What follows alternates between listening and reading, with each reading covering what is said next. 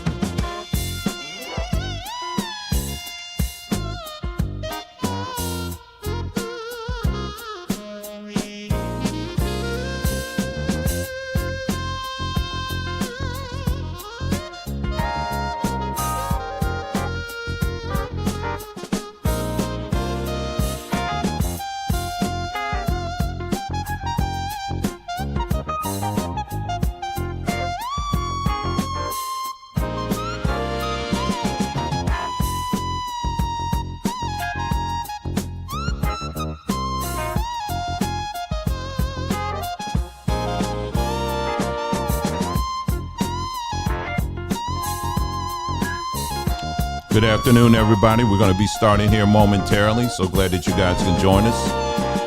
Stepping out tonight, hear the music call. Big style from makes you wanna fall into the magic where the rhythm's right. Let me know in the chat if my audio's okay.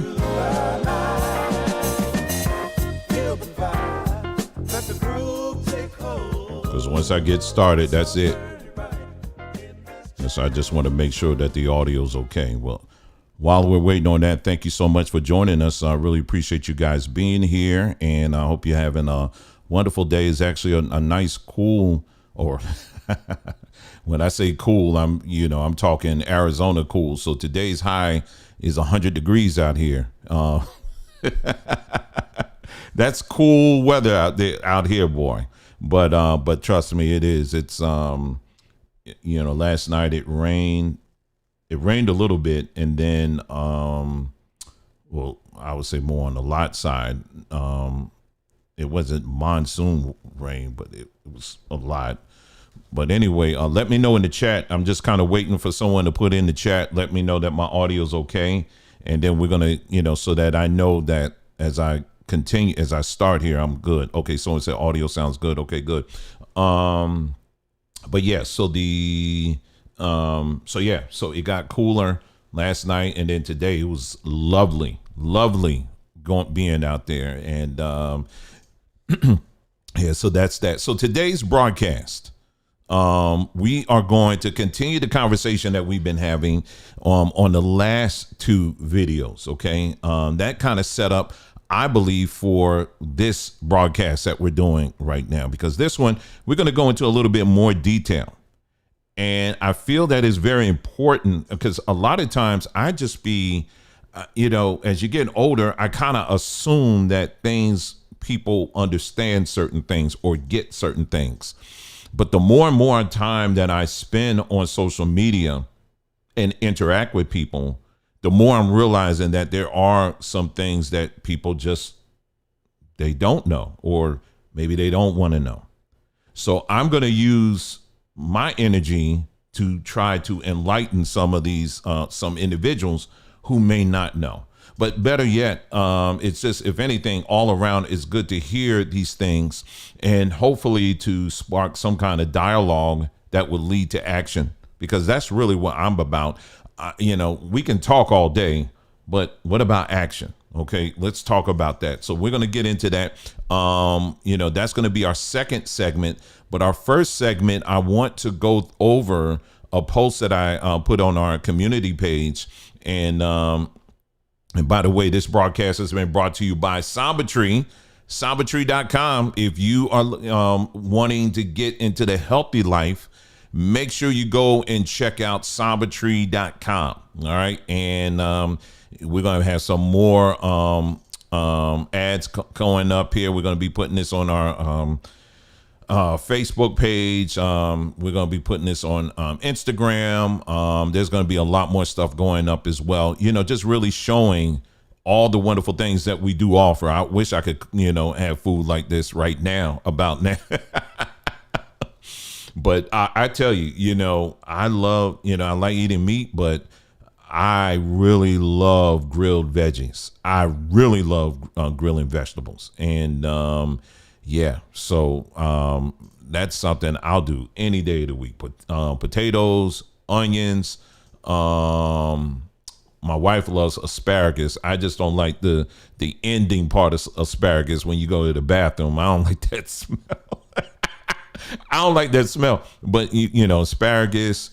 What else I put on there? Peppers, tomatoes, things like that on the grill. And I love doing that. And so the seasonings that we have are great for that, but they're also great for a lot of other things too. Again, we didn't want to sit back, because we got very tired of going into the grocery store. And how these different food manufacturers, what they'll do is they'll just slap a black face on it and just say, oh yeah, we're going to put this on there because this sells. If people see a black face on it, they're going to buy it, and a lot of people do fall for that. But when you look at the ingredients, a lot of times the ingredients are not legit. In other words, they put all kind of fillers and all kind of nonsense in it that doesn't need to be in there. And so what we have done here on this platform is said, let's come up with our own seasonings. And so we have this bladder seasoning, bladder based. If you go on Sombertree.com, you'll see the whole entire ingredient list. When I tell you there's nothing artificial, nothing added to it as well at all, except just all 100% natural and very flavorful. We also came up with 50-50 pepper, which is basically 50% ground pepper and the other 50% black seed. For some of you who say, man, I just, that black seed oil, I can't take that. Now, I'm not going to say this is a complete replacement of that, but you're getting black seed in your diet. This is a great way to do it, because if you've ever had some black seed and put it in your mouth, it tastes just like pepper. So we said, well, why not? Let's go ahead and make it into our own seasoning. And that we did. And for now, at least, you ain't going to see this in the grocery store, but you do see it right in front of you. So go check out Sombertree.com. We have this, that, and many other wonderful things over there. And we're about providing some solutions when it comes to our health. I told you our job, our what we feel our responsibility is to eliminate high blood pressure and to destroy diabetes. That's what we're about here. Okay, not just talking, but actually taking steps and doing it. And we are getting receipts. Every now and then we're getting receipts from great people like you who are telling us that, hey, listen, I went to the doctor and they said, what diabetes? I went to the doctor and they said, what high blood pressure? So we're going to keep hitting that until, we see it completely gone. And not just want to mention that. So again, go to the website, Sombertree.com. Okay, so here's a post that I posted today over on right here on our community page.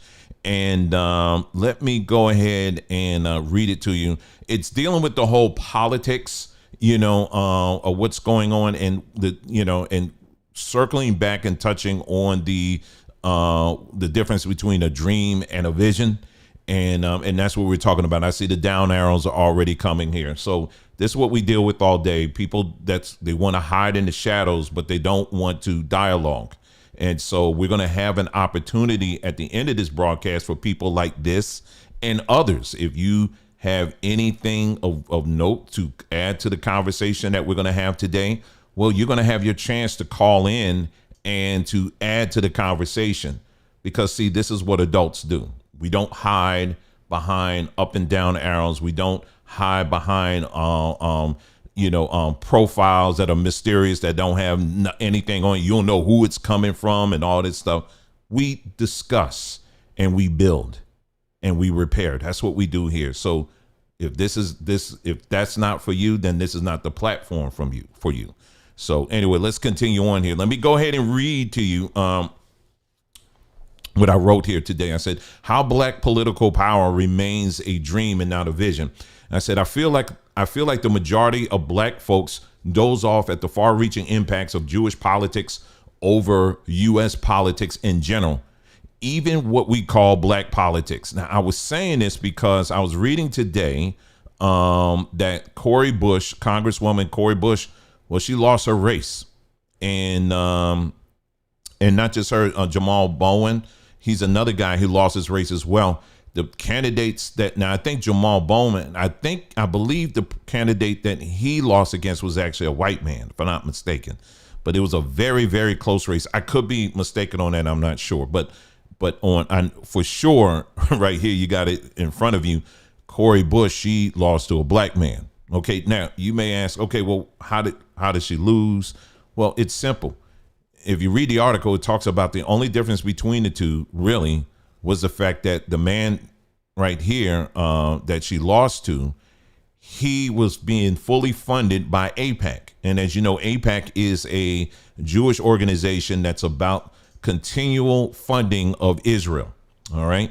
And so Cori Bush is someone that made it very clear that she ain't with that, that she is on Team Gaza and for the rights and all of that for the Palestinians. Now, there's other things in her policy that in her general policy platform, I don't necessarily agree with, but I think this is something of note that anybody who's looking to politics for a solution, you definitely need to take note of this. Okay, so let me go back and continue here. I said, now, I never cared too much about Cori Bush's general policies to begin with, but her loss should be a great concern for black folks who lean on politics for solutions. Both Bush and her challenger are both black. But according to this article, the one difference that gave Bell the edge, AIPAC. Bush had a long history of being pro-Gaza, while Bell defended Israel. Israel liked that a lot and rewarded him with a bag. This was almost the same exact scenario behind the now former black New York Congressman Jamal Bowman recently. I've done several videos explaining in detail how many U.S. police departments get part of their training via Israel, either directly or indirectly. Sadly, most black folks prefer the endless emotional outbursts on social media when it comes to police brutality rather than address who is training these cops, a literal apartheid state.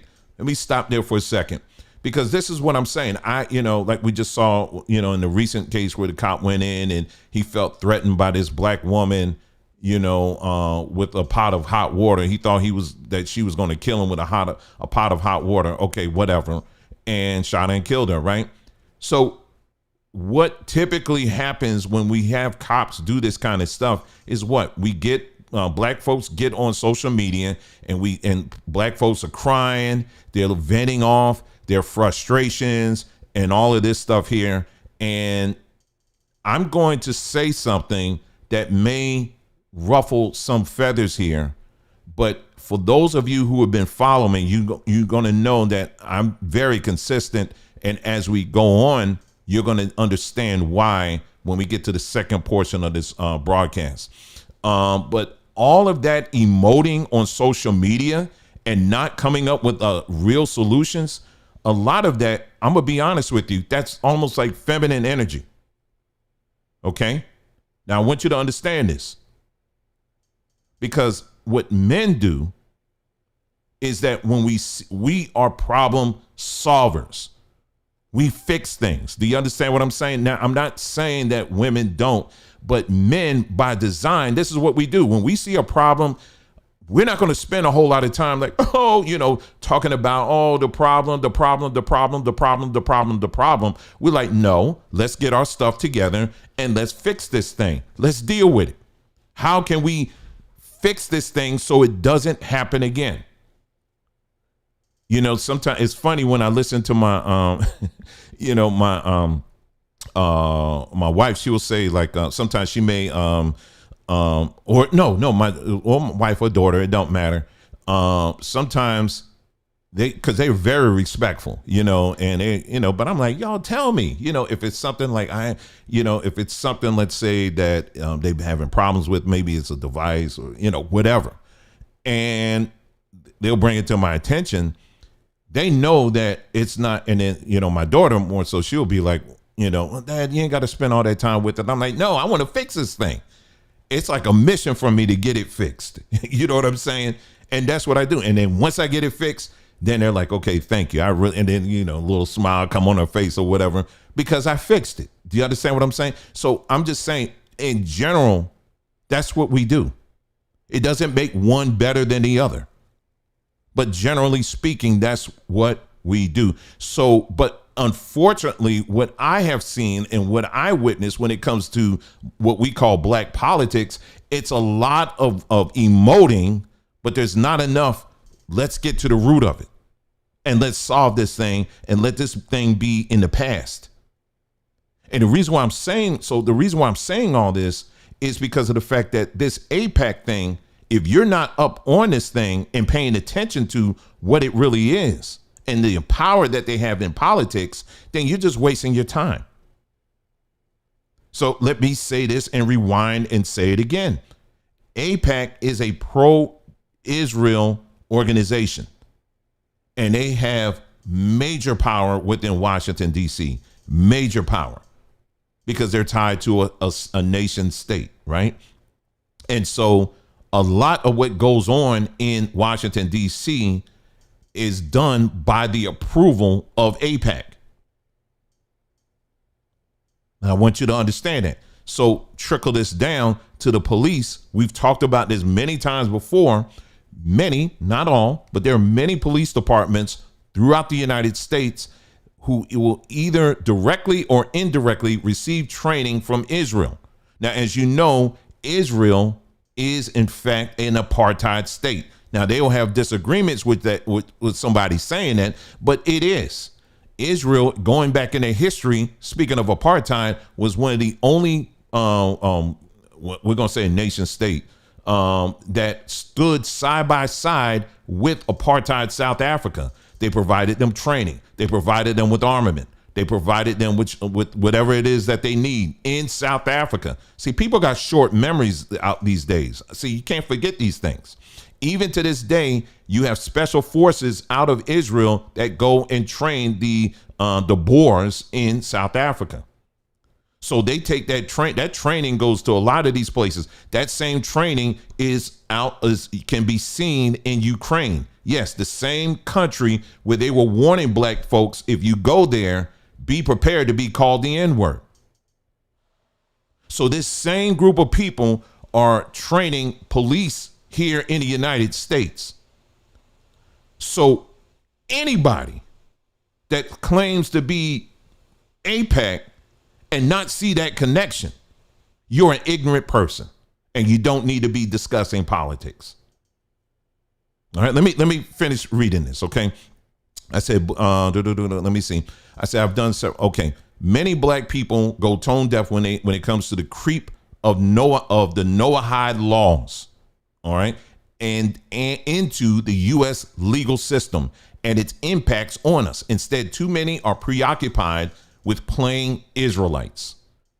In the past, I've talked about it briefly about what are the Noahide laws. The Noahide laws are very similar to what you would say the 10 Commandments are. So that's why the 10 Commandments thing is a slow creep towards the Noahide laws, which falls under Judaism and all of that stuff.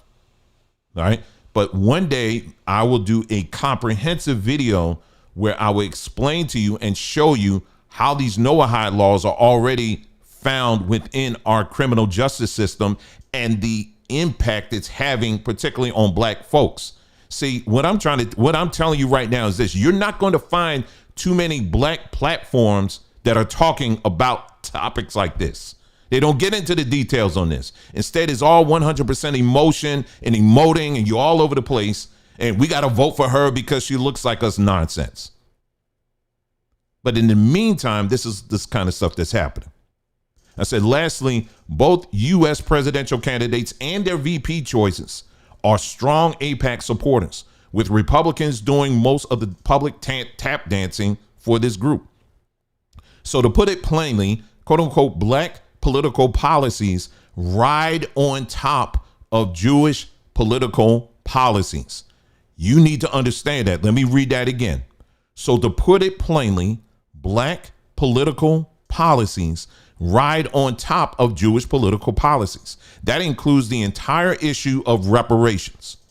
Now, when I point this out, once again, some folks get into their emotions and conclude that I must hate all black people because I'm pointing out some serious issues when it comes to reparations. So again, for the slow people in the back, do I agree with the premise of reparations? Absolutely. What I also understand is when you look to your oppressor to give you great sums of money like that, that means you're going to be that much more oppressed by them. Ultimately, if you're going to demand for reparations, my suggestion would be this: don't give it to me in American dollars. You want reparations? Don't give it to me in American dollars. I don't want it in American dollars. Don't give it to me in crypto. Give it to me in gold. Give it to me in precious metals. Give it to me in oil. That's what I want you to give it to me in. Give it to me in something where I can negotiate its value, and I am truly walking away from the table with some real power. Because if you're going to give me dollars, US dollars, and the market tanks, so goes your reparations. If you give it to me in crypto and they decide to put restrictions on how you spend that crypto, then so goes your reparations. But see, gold and all of that, it's a reason why England and all these other countries, they got all these stashes of gold. And the irony is, a lot of the gold that they have stashed away, guess where they got it from? Africa. But we fighting over, you better run me my check. You want a check from a bank that can crash tomorrow. But see, these are the details that we try to talk about on this platform, and unfortunately, people don't want to hear it.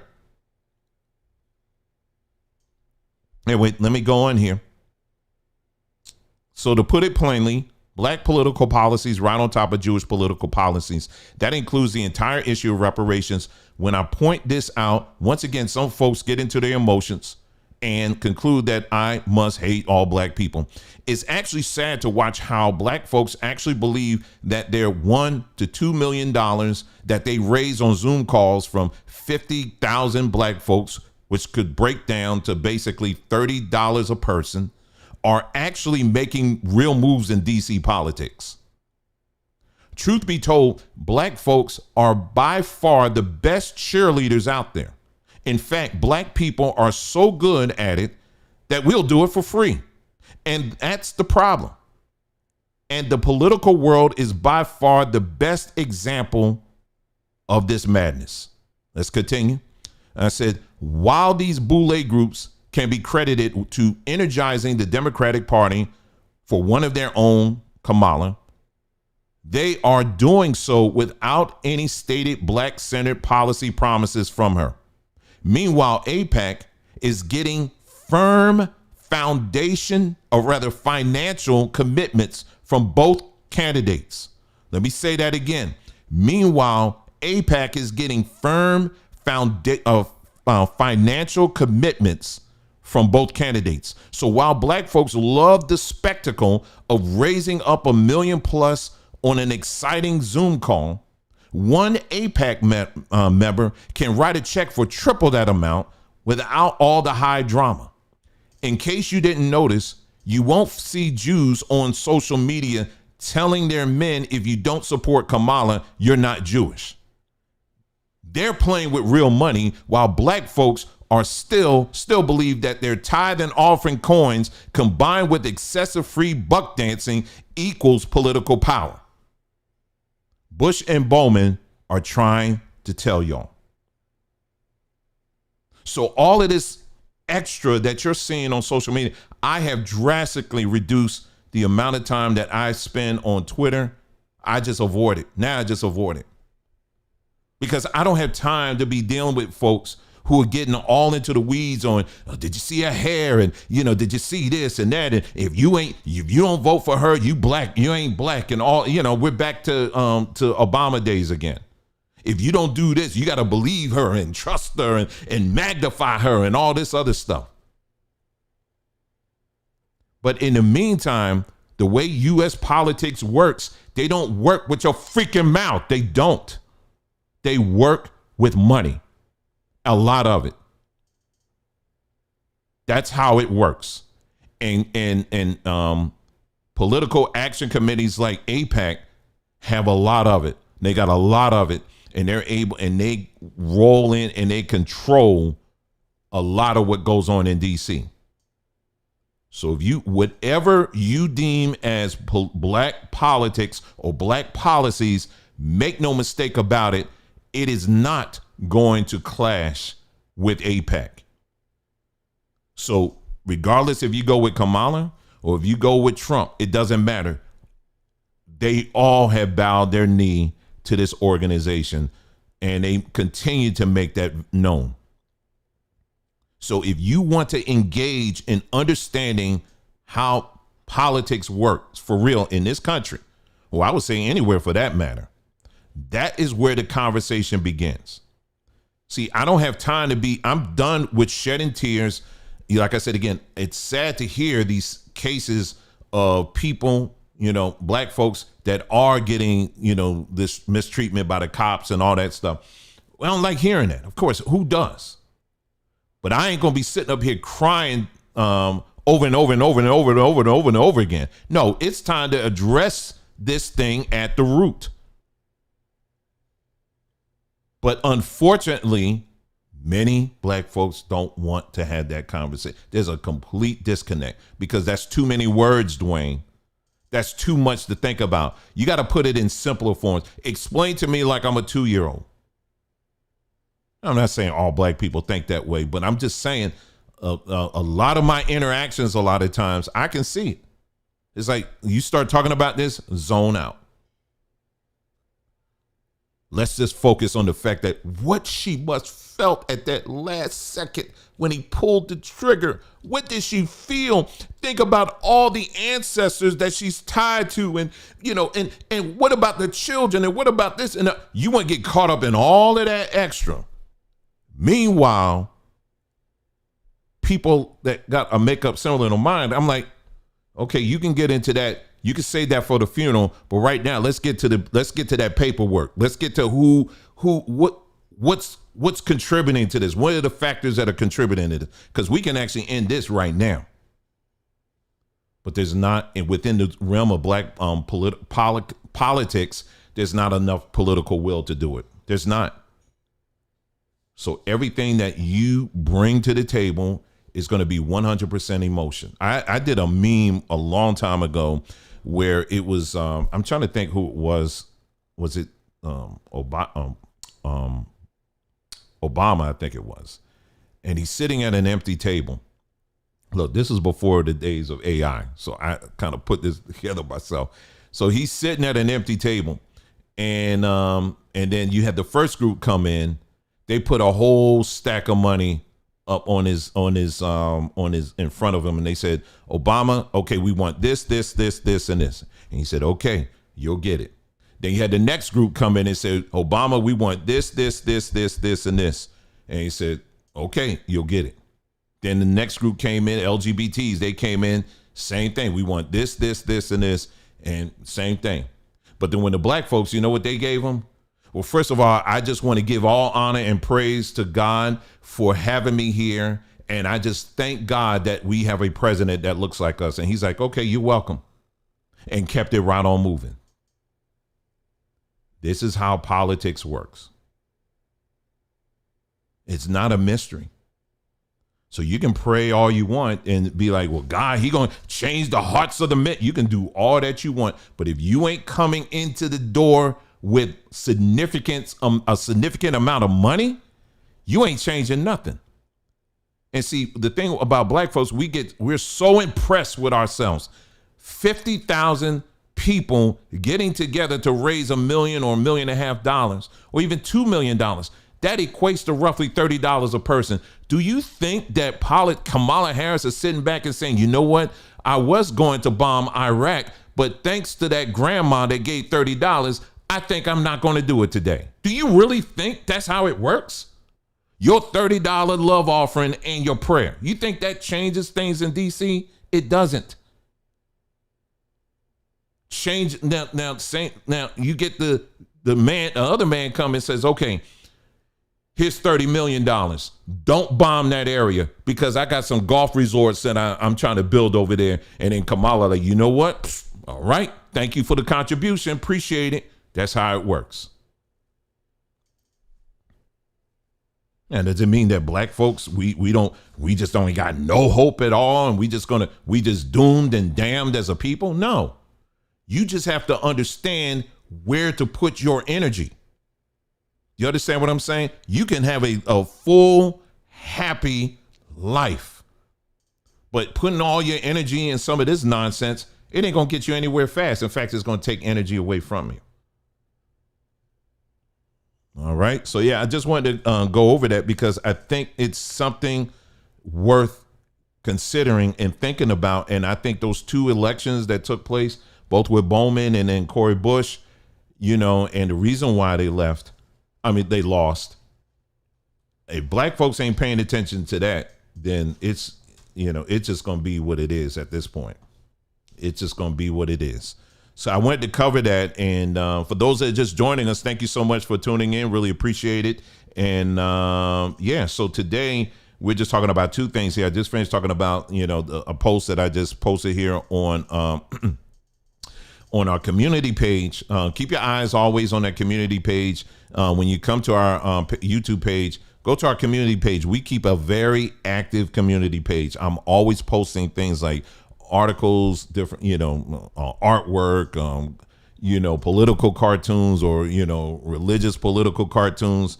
I'm putting all kinds of stuff on there all the time, every day, so make sure you check that out. Because we're always keeping it. I know a lot of channels actually don't, they'll put, maybe a reminder of a video or something like that. But I try to keep that very active over there. Okay, so let's move on here. And we're going to talk about our second topic here. All right. Our second topic is we're getting into this. The last two videos that I did, we were talking about this gentleman that posted. His name is Issa. He posted a video on Instagram, on TikTok, and basically making a call out to, again, when you hear someone that's coming from the continent, Africa, and sometimes they'll say black men, you always got to ask, okay, are you talking about black American men, or are you talking about African men, or are you talking about both? What are you talking about? Because people coming from the continent, not all, but many do, have this tendency to vacillate between the two definitions when it's beneficial to them. It happens, okay? We know this. It happens. And so in his video, he was basically talking about, we got down to it in the second part of the second video I did, which I posted yesterday. It all boiled down to, because I wanted to find out what I think is the core reason why he posted this video in the first place. And long story short, the video was, he was like, basically, black men, what are you doing? All of these women out here from these different racial groups, they can look to their men and say, hey, listen, my man is doing this.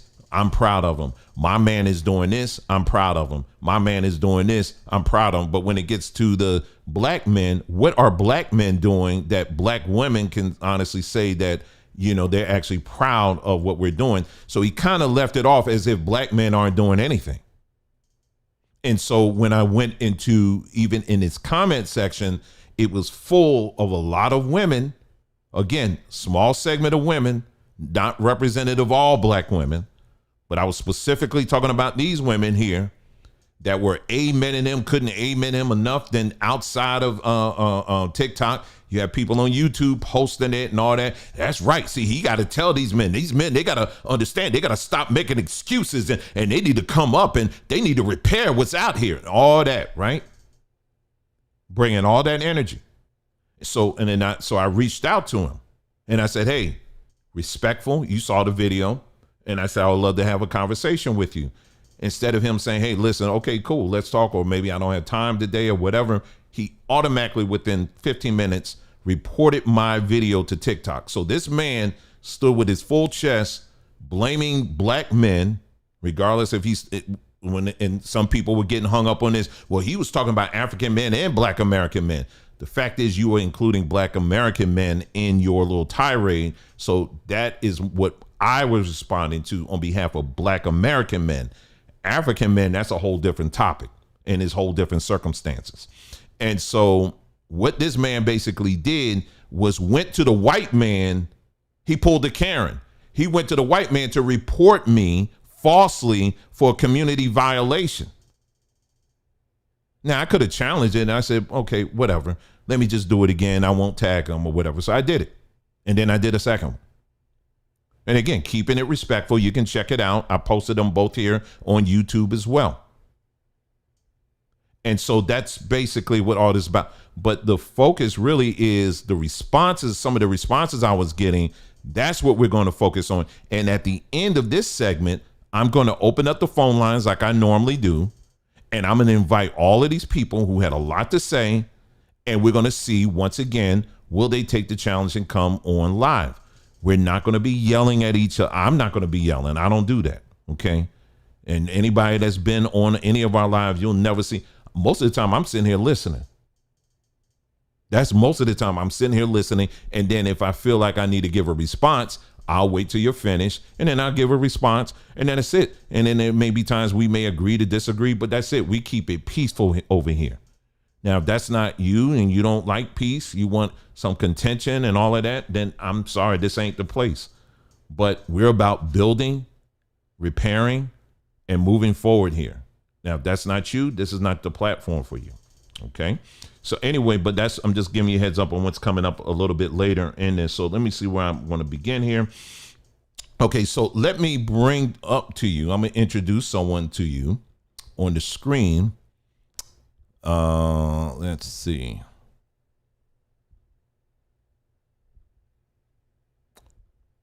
Trying to see which one I'm going to show up first. Okay, here, I'll start off with this one here.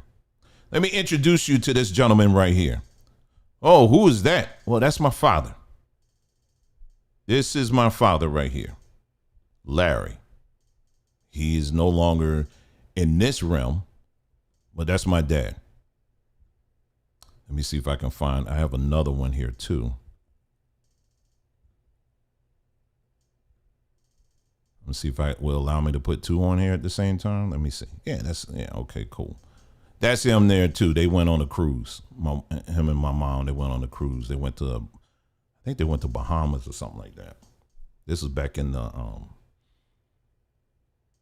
in the 90s?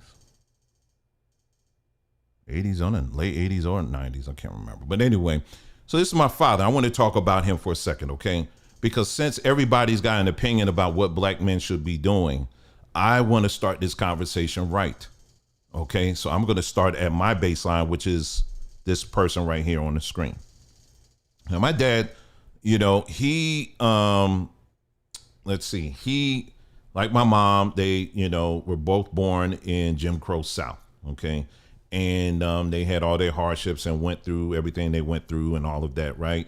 I mean, typical story, that you hear from most people, right? But they worked hard and for what they had, and they was able to build something and all of that. And but my dad was someone special, at least someone special to me, because after a while he didn't just stay on the track of I'm going to work my 9 to 5, I'm going to come home, get my dinner, and then go to sleep, and that's it. After a while, there was almost like an agitation that began to build up in him, because he began to realize and began to see the cycle of just when it comes to black men around him. And he wanted to be someone that made a difference with that. And so that he did. And so my dad, he stepped up to the plate. Now, at this time, we were going to at that time, like I said, I was young then, but we was attending a church. I grew up part of my childhood, a good part of my childhood. I was both part of it was Assembly of God. Now, Assembly of God, I don't know what it looks like now, but Assembly of God in those days, at least in that part of New Jersey, it was a good percentage of it was white. And it was a clear distinction between the white folks and everybody else there. And so my dad, anyway, he decided, even in that environment, he said, you know what? I want to do something for these men, meaning the men on his job. Not so much the men. He opened it up for the men in the church, but his primary focus was the men on the job. He was working in Philadelphia and at the time. And so he said, I want to do something. I don't know what, but I'm just going to do something. So he started off with something simple. He said, well, what I'm going to do is I'm going to put together a breakfast where every so often we as men, we're going to get together and we're going to have a breakfast at the diner somewhere. And then he would use that opportunity to get to know these men offline and to talk and to encourage them and do all that kind of stuff, right? And then on occasions, what they would do is they would go fishing, okay? And he would take them and they would go fishing and do all that kind of stuff, right? And again, this was about building relationships with him. He wasn't so much, like, okay, we're going to go and build a house, or we're going to, go and do something. He did those things, but it wasn't under that roof. He did that separately, and I'll talk about that in a little bit.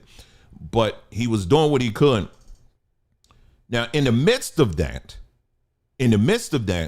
he was getting a lot of clapback from some of the usual suspects at that time. And like I mentioned earlier, we were going to a predominantly white church. So the fact that you see a black man standing up and actually doing something, well, of course they got a little scared on that, because they think this is, I think they probably thought this was going to be a whole nother Nat Turner situation where next thing they know, they're going to see Brother Larry out there with some torches and, going to start burning some things down or whatever. I don't know. But they got very nervous. They got very nervous about that. And so my dad then took it even a step further, because he not only was doing things regarding the black men that was around him, but he saw that a lot of these churches in the area where a lot of black people lived, he said, we got too many of these churches that are on all these corners and they're all talking in different directions. But meanwhile, we still got all of these problems here. So let's start from the top. Let's start with the churches, and let's have something where we bring all of these churches together, and let's just do like a community event where all of these churches are coming together and we are doing, at least starting the process of unity. All right. So he did that. Now keep in mind, everything that I'm mentioning to you, he did it himself out of his own pocket. He would make appeals to some other people, but even the church that he was attending, as much tithe and offering money he was putting in there, to my knowledge, they ain't give him a freaking dime to do all this stuff. They should have been happy. Oh man, he's going out here doing this thing. Well, praise the Lord. Here, brother, here's $5,000, man. Go do your thing. Do it big, because we got to reach these people for Jesus Christ. Oh, bump that. They ain't care about that. Out of his own pocket, a steel worker, he was doing this on his own. And that he did. And so then you get all the whispers. Who are they coming from? The white men. Who are they coming from? Some of the white women. Who are they coming from? Even some of the black people looking at them like, what you think you doing there? What you think you doing? What you trying to start something here? Don't you know what we got here is good? Why are you trying to do this? Are you trying to bring division up in this place? All of that neck rolling and all that stuff. He was getting it from all directions. And he had to learn to fight through that to get it done. And that he did. But not only that did he do that, but in addition to that, he was also both him and my mother. Now, everything I'm saying, even though I'm talking about my father, make no mistake about it, my mother was right there with him. That's very important because I'm giving honor to him. I'm talking about him, but I'm also talking about her too. And I want to be very clear with that. And so they would go into the prison system. And in the prison system, they'll go do the same thing, encouraging the men and doing all this stuff. They were doing that. They were going in there and they'll do that all the time. There were also times they would go and they would visit the elders in the community, people that were, they didn't have any family. They didn't have a family that would go and check up on them, but they were going to make sure that, okay, the elders are, you all right? You good? Here's some food for you. They were doing that. Then they would help the teenagers too in the area. They were doing the same thing. But you know whose nappy head was sitting right there as they were doing all this? Me. And what was I doing at that time? I was watching. Not only was I watching, but I began to shadow and really begin to mimic what he was doing. So you know what I started doing? I was like, well, he did that. Well, shoot, I need to do something too. And guess what happened? And I started meeting with the teenagers in my community. Now, by this time, I was like in my 20s, but I said, you know what, I'll meet with these young. So I start focusing on who? The men, these young boys at that time. Because I'm going to call them boys because at that time they were boys. And they were just doing some food, they were into that stuff or whatever, but we would meet. I would meet with them every Saturday. And we do a little Bible study or whatever, but we didn't just stay hemmed up in the house somewhere, but I would say, okay, it's time for us to make a difference in the community. They say, okay, what are we going to do? Let's go get some brooms and let's start sweeping up this trash here. And that's what we started doing. And they never complained. That was the one thing I could say is those young men, those young boys that I was working with at that time, again, this was not something through the YMCA. It wasn't through something that the church gave me money for. Anything that was needed, I had to go into my pocket to get it done. See, so for some of y'all, I'm giving you a lesson on what it is to be a man. Because sadly, there's a lot of people that don't get this. They don't miss that whole lesson. So allow me to give you the lesson on it. So yes, I had to go and get that, hey, you need this. But not only that, I also saw that, man, some of these young men, they were impoverished. I mean, they were impoverished. You hear me? Like they ain't have nothing. There were times we would sit in, okay, we're going to do a little Bible study. I say, okay, let's have it in your house. Don't come to my house. Let's have it in your house. We're going to stay right here because I want y'all to know that you can make a difference wherever you are. And boy, did those words come back to haunt me because I can clearly remember it was a day we were sitting in one person's house. Roaches, you couldn't even, I ended up standing up because literally roaches were all over the place. But this is the environment that they had to live in. Now, thankfully, thanks to my parents, he blessed us where I didn't have to live in that kind of environment, but they did. But I wanted them to feel that they are just as empowered in their area as I am in mine. Do you understand what I'm saying? You don't have to come. I mean, not that we lived in some, posh area because we didn't. But my point is that I didn't want them to feel like you have to leave this area in order to be big or to think big. Do you understand what I'm saying? I wanted them to understand that you can start where you are right now, make a difference, and as time goes on, then yeah, you move forward and you bring others along if they're willing to come. So yeah, we had to, so we did it was a lot of things we did. A whole lot of stuff we were doing. And then one thing led to another, right? So that's so I learned that from watching my father. So that was a legacy. But here's the thing. The reason why I'm bringing this up is, out of all the men that this man helped, when he got sick, and I'm trying to keep it together, when he got sick, you know who was with him when he got sick and in his whining days? You know who was with him? It was my mother. When he had to go back and forth to the hospital or to the doctor to get checkups, you know who was doing it? It wasn't all these men and different ministries and stuff that he was helping and trying to bring together. Oh no, they weren't doing it. Every now and then they made checkup. But for the most part, the heavy lifting at the end of the day, who was there with him to his dying breath? It's my mother. So even though you can say he died alone, he wasn't lonely. Do you understand what I'm trying to tell you? So why did I take you through all of that? Because all of this is going to be related to what we're getting into, but I need to lay this down because some folks don't get it, what it means to be a man. Let me tell you something. To be a real man, to do the things that need to be done, most of the things that you have to get done, you're going to be doing it by yourself. You're going to be doing it with your own money, with your own resources. You're not going to have a whole team with you. A lot of times you're going to be doing it by yourself. And you have to be settled with that.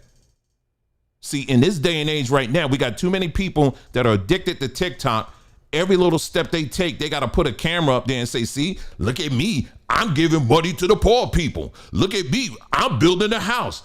Most men that I know that are doing stuff and are making a difference in their community, they ain't got time to be doing all of that. You do, but they don't have time to do that. And so this is why this particular area, this particular conversation, I'm extremely passionate about, because I'm tired of people crapping on black men. And I'm talking about black American men. I'm tired of that. And it stops on this platform. You ain't gonna have no quarter here. So that's why I said you bet to come correct if you're gonna bring any kind of trash when it comes to black American men. And I'm being very specific with that. And I have to delineate that way because I'm getting too much flack from people who aren't black American that got a whole lot to say about us. And I'm tired of it. And this is why we're doing this broadcast. And like I said, when I'm finished, I'm going to open up that phone line and I expect everyone that got all that mouth to call in.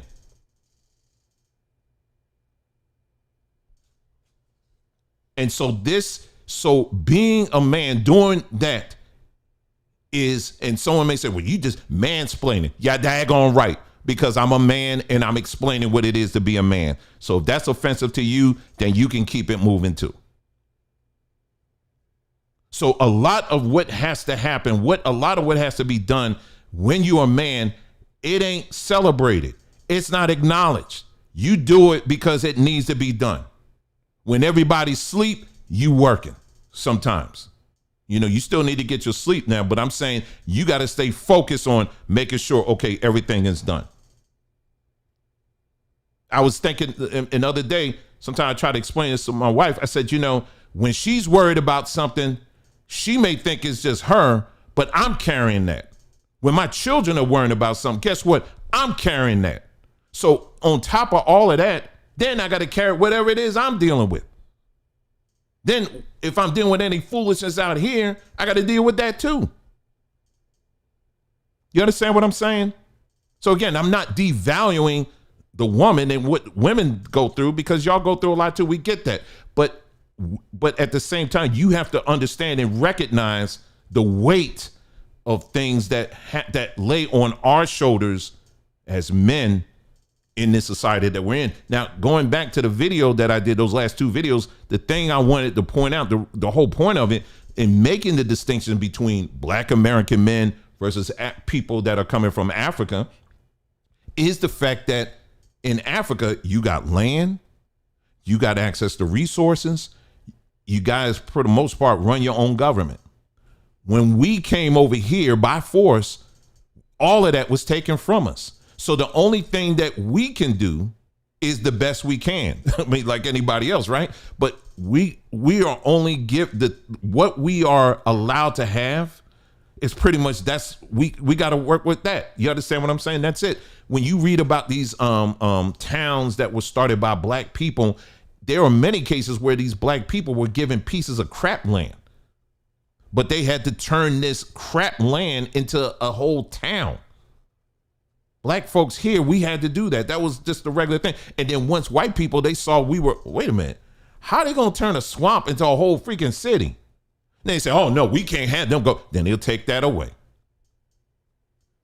We start inventing things out of stuff, two toothpicks, and we start making stuff. And they're like, how are you going to do? Oh, then you take that away.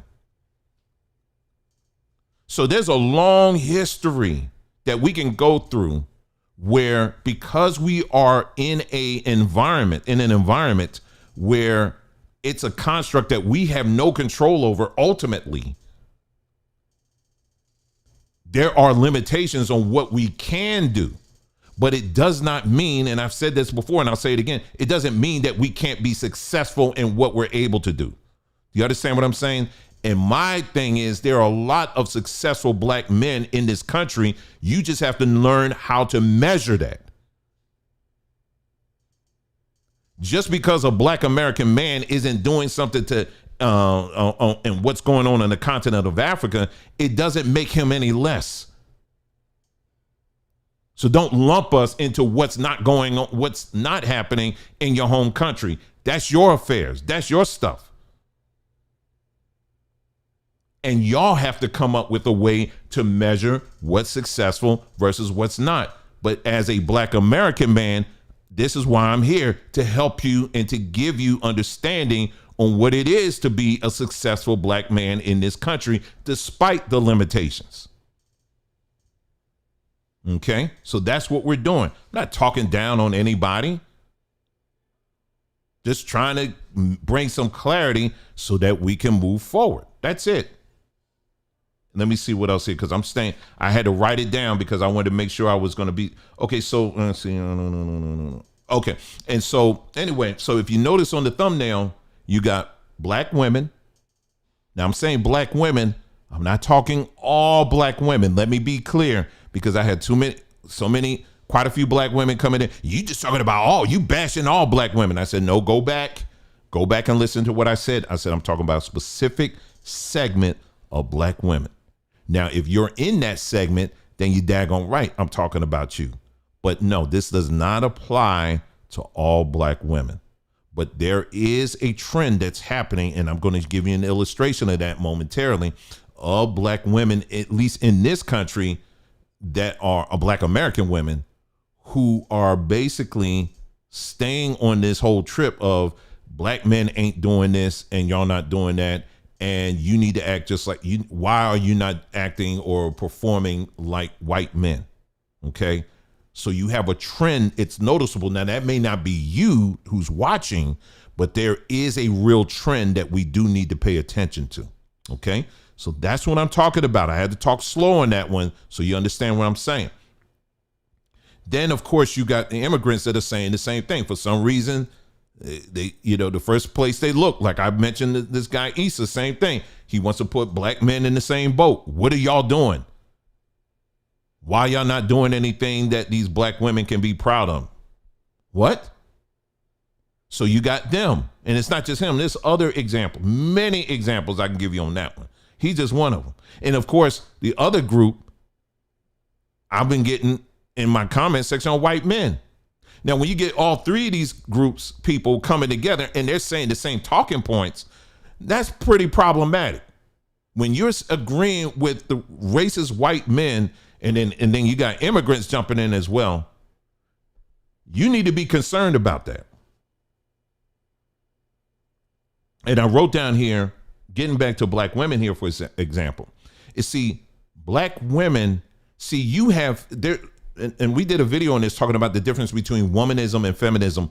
Womanism is basically a movement that started on Union College, which is in New York, state of New York. And basically it was a movement to kind of go alongside feminism. It was basically a black form of feminism. I'm just kind of generalizing here, but that's basically what it was. If you look at a lot of the founders of womanism, you're going to see that a lot of them, they are LGBT basically, or, you know, I'm showing my age, but bull daggers basically.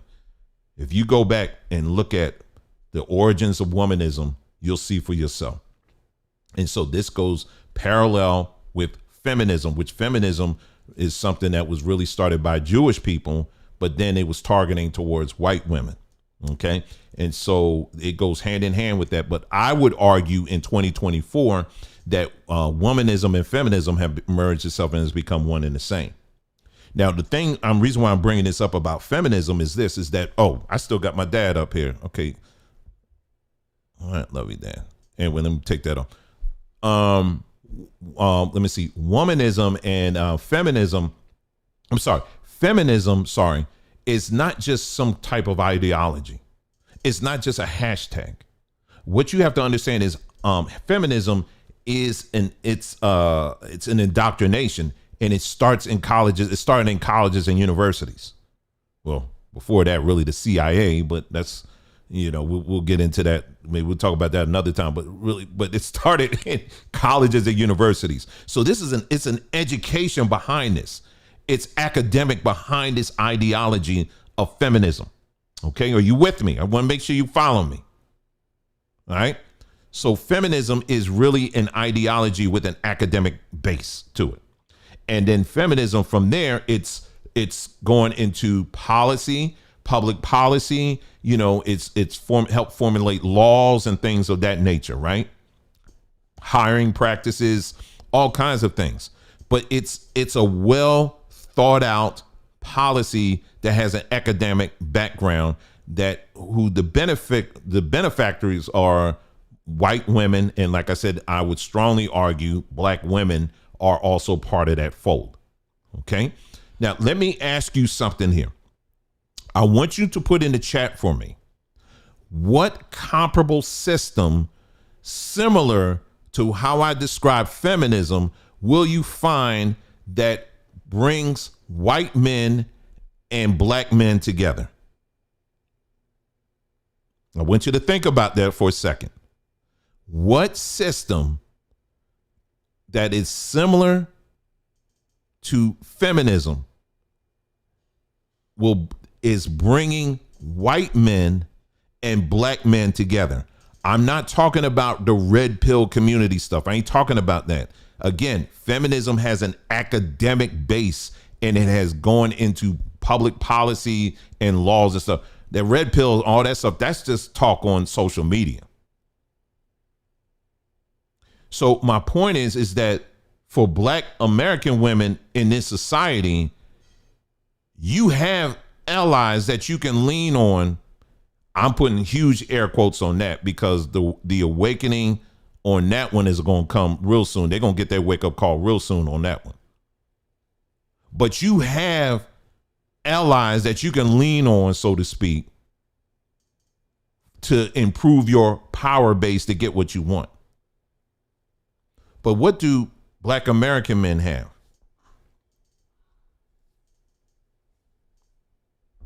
That's similar to that. I would definitely say absolutely nothing.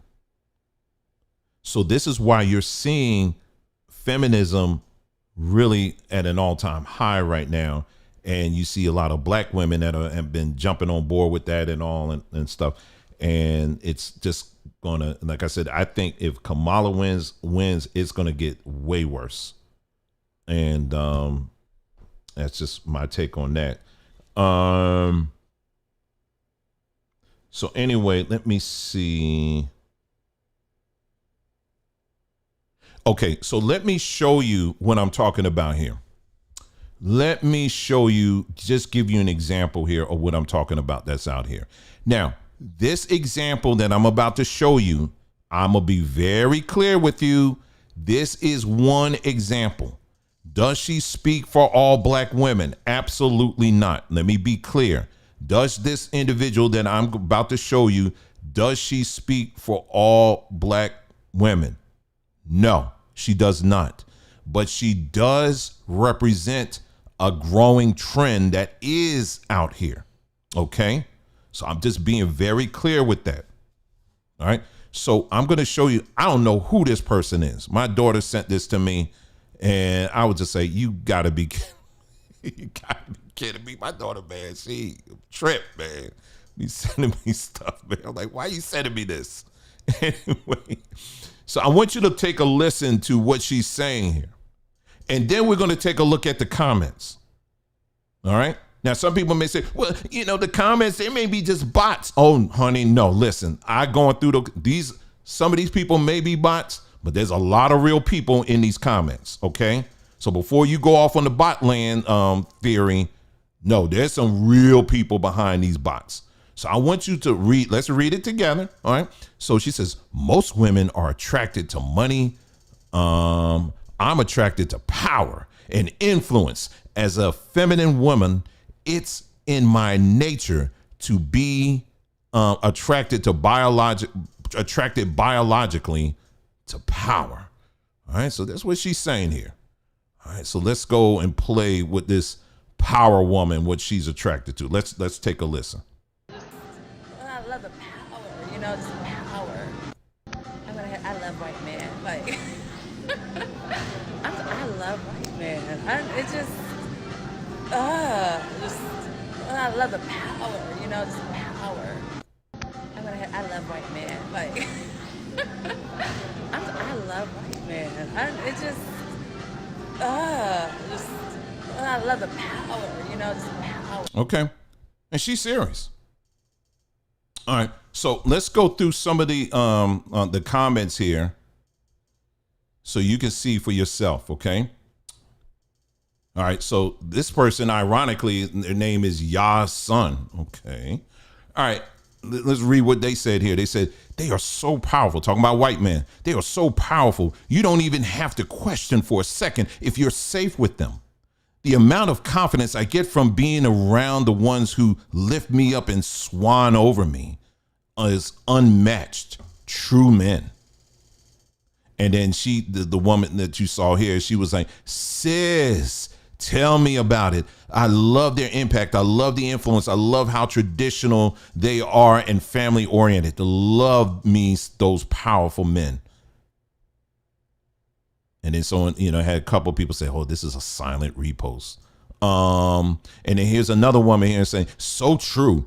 You immediately become more feminine when you're around them. Here's another one here. Even the way people treat you, just being in their presence. Ladies, go where you're valued and treated like a queen. Here's another one. Period. And I'm not ashamed. And I ain't ashamed. Especially the 6 foot in suits and backpacks or polo shirts and khaki shorts. And he says, and then she responded, she said, talk about it, sis. So glad to hear this. Don't be afraid. Nobody's paying your bills. Here's another one. I thought it was just me. I love men with power, ambition, and influence. Drives me wild. I wasn't put here for an average man.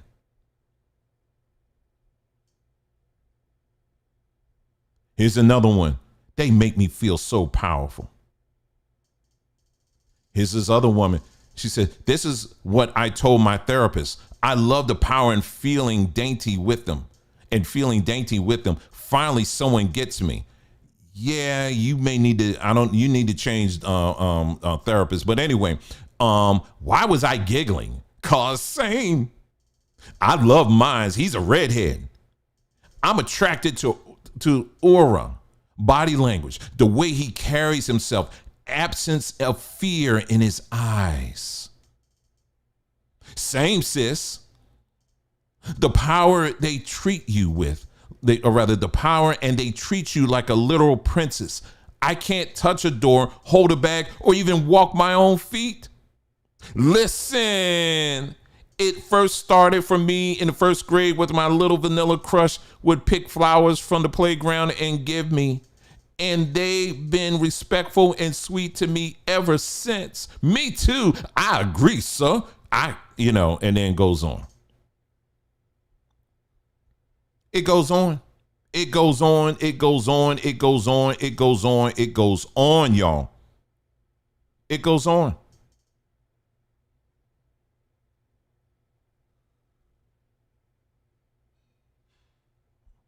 And here's another one she did here. Is this it here? This is her here. And I want you to listen to I don't think this is a copyright on this song. If it is, and YouTube, all they're gonna do is tell me to just clip out this part, which I'll be more than happy to do.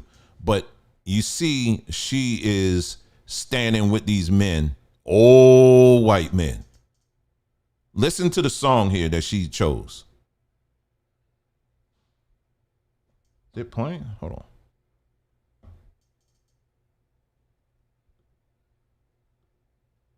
Hold on. If it don't play, you know what? I don't care. Because it's probably going to try to get me to sign in or something. Hold on. This it? Oh, what the heck? Hold on. Let me see this thing. Hold on. I ain't going to hardly troubleshoot this. I don't really care at this point. Hold on. Let me. Huh. Look, maybe they took it down. Good. Anyway, so you see her right there, okay? And what the song that was playing was like, I love white men. I love me a white man. I love me white man or whatever. Hey, that's what was being played. And then you go through her whole account. That's all she talking about. But again, I stress for those that just came in the room, I'm not saying she is representative of all black women. I'm not saying that. But what she does represent is a growing trend that I'm seeing a lot of. And even on this platform, yesterday, and then I guess the other day, I got quite a few, what I believe to be black women, I don't know where they're from, who were saying, all these other men, they did this. Now tell me, what did black men do? What has black men built? What have they done besides sitting up here and complaining, literally talking to me like this? Now, the point of the two videos was I said, okay, since this African dude, he doesn't want to have a conversation, I think it's a start of a very good conversation. So let me bring it on my platform and maybe we can continue from there. But I want people to see how you got to be careful on how you be piling on and not understanding the differences. You know what I mean? Because that's important. And if you saw it, and like I said, if you didn't see part 2, go back and watch it, because at the end, I did mention, I said, listen, in this particular case, blocking me, you also block a potential of someone that could actually really help in what you were doing in your other stuff, which he was dealing with the blood diamond stuff in Congo. I know I have pretty good people that we work with in that country that are looking at this issue. Now, wouldn't that be something that we got together and I was like, offline, I was like, okay, so I'm gonna have you talk to this person here. Let's see, let's coordinate, let's do this. This ain't about, I'm just doing this because I'm trying to grow my channel. My channel, the numbers, if anything's going the opposite way, don't care. I don't care. If I cared, I would be doing, y'all see me doing, you'll see me doing more of that. You won't see me doing that, and don't care. But see, this is what happens. You understand what I'm saying? When you want to say all this stuff, but then when someone steps up and says, hey, listen, there's a few things you're getting wrong. Oh, I don't want to hear that. Don't correct me. Okay, all right. Let that play out. Let it play out, all right? And then maybe I'll be on the other side waiting to help you, or maybe you don't, or not. Maybe someone else will be there. I don't know. Don't care. But at this point, bye-bye. You know what I mean? Let me keep it right on moving. So anyway, so really quick here, let me see where I am right now. Okay, so real quick, let me just go through some of these examples here of organizations. Now, these are just organizations. Now, remember, keep in mind everything I said. There are many black men out here, black American men, that are doing things that you don't even know about. But these are a few examples that I showed on the video of black men who have come together, who are doing something.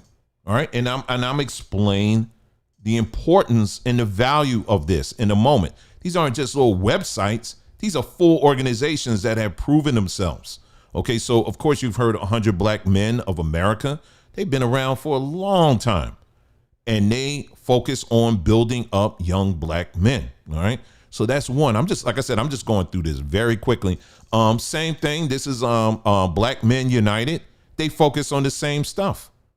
They focus on going into these communities and helping primarily young black men, but they also are helping families, and they do this on the regular. This is what they are all about. This is what they do. Here's another one here. This is Concerned Black Men of America. Same thing. Black men, black American men coming together, and they are answering the call to some of the problems in their communities. They've been doing this stuff. Here's another one here. This is what was this? This is in Philly. I guess it's right in front of me. Duh. Families of Unsolved Murders Project. And so this is a organization. They have men and women working with them, but they are going in and they are helping the community. They're going in and they're helping the people there. Hey, again, they're not going to be up here every 5 minutes taking selfies and telling you everything they're doing. Sometimes it's just a phone call and it's like, okay, we need you to come over here right now. And they'll go and do it. They don't need all of that. You need that. They don't need all of that. But this is what black American men have been doing and continue to do. There's another one that I forgot to mention too. And then I'm going to show you a short clip of a video here. Again, I'm hoping I'll hold it together because I almost lost it watching that video. But in Jackson, Mississippi, there was when they were having that water crisis. This is like a few years ago. It was a black man who owned his own water company, spring water company. He was bringing in truck after truck after truck after truck, giving all of the people within the Jackson, Mississippi area water. He said, as long as this spring running, everybody gonna drink. You understand what I'm saying? So this perception that people want, and this is why that's why it needs to be some clarity. So when someone gets up and say black men ain't doing nothing, or they're not coming together and doing anything, I'm giving you many examples of where it's happening. The problem is that we don't know what's in your mind and what you expect to see. Okay. So I talked about that. Now let me show you this video here, because this guy, this is Mr. Jason Wilson. Now, many of you are familiar with him and his work. He does some very amazing things. He's in Ohio. He works with young black men and helping them to become better men, right? And so this is a video that I'm going to play for you, where it's an example of him teaching an object lesson with fathers and sons together. And this is 8 minutes long. You need to watch this. I'm going to play it now. So if you got, I just ask, please make sure you watch this whole thing. We're going to play it now. And then I'm going to show, there's a point I need to make so that you understand why is there such a focus on young men. Okay. So let me go here and I'm sorry, Jason Wilson. He's doing this primarily by himself. Remember, like I said, again, part of being a black man in this country is that a lot of times you're going to see things that need to be done. You're not going to have the fanfare. You're not going to have the team. A lot of times the stuff that black men are doing in this country, they're doing it by themselves. They're doing it on their own. This gentleman is one. I'm sure he's got a little team, but for the most part, I just see him. And he's got a beautiful wife and they got a child too. And he has them on there too. But anyway, let me play the video.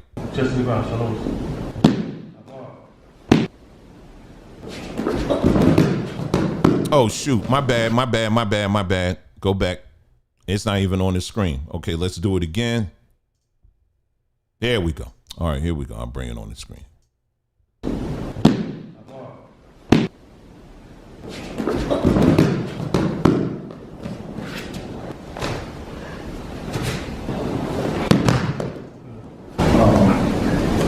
grandfather, he would do the push-ups, but he injured his back a while ago, so we know that.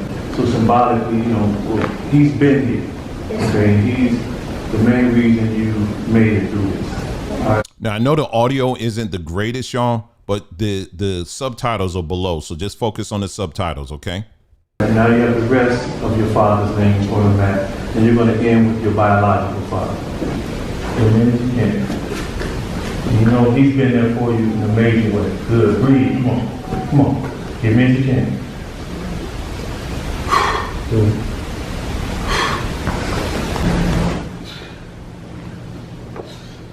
I wanted you to put your arm into it, and I wanted to be more than you than just you doing some pushing. Because all these men been here for you in your absence. Let's go, sir. Come on. Tell him how much you love him. Let's go. Come on. Love you, boy. Talk to him. Talk to his son. Talk to him. Everything. Allow him to speak to your son. Love you. Let's go. Everything. Come on, keep going. Talk to your son. Love you. The enemy don't want you to fight through it. Let's go. Let's go. Come on. Everything. Tell him he can't hear you. I can't hear Back to day one. you. Say back to day one? Yeah. What does that mean, Tom? Squarely straight. What does that mean, son? What does that mean? Last shot. Last shot, what does that mean? You gonna give it your all? What does that mean, Tommy? The last shot. What does it mean for your son? What does it You mean? know, it's the last shot. What we always do. We always fight. You gotta want it. Come on, let's go. Good. Good. Keep going. We always fight. No matter what. All the way up. Let's go. Down. Let's go. Keep your hands on the mat. Let's go. Press up. Zeus, go. Let me get one more. You get more many as you can get. Let's go. Let's go. Zeus, push up. Hold it up. Lock it out. Lock it out. Hold it up. This is what it's going to take, my brother. Let's go. Hold it up. Let's go. You got your brothers here. Hold it up. Let's go. Fight through it. Let's go. Hold it up. Hold it up. Breathe, Tommy.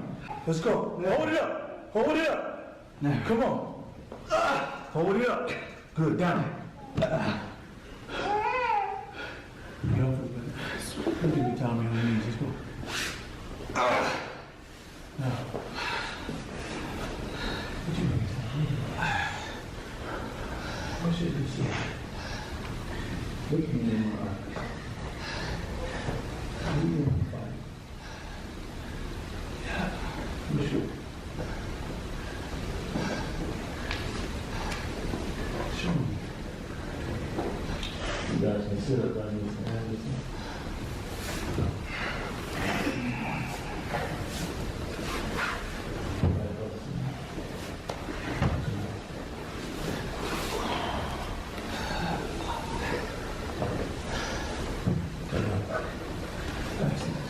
Thomas, come behind me. Please be Thomas. So I've been praying, I don't know what to do. Okay, I just want to be obedient. Faith is our theory to be tested. So is love. If you hear you say it all day, until you show it, it means nothing. Yahushua says there's no greater love than a man that lay his life down. You gotta lay your life down. Do you understand? Yeah. So I stand in your way to your family and your son. I know you don't know what I know. My goal isn't to beat you. My goal is to give you resistance. All right. I am your soul, and I represent Satan. Last thing I want you to be is with your family. Do you have the will to fight through that?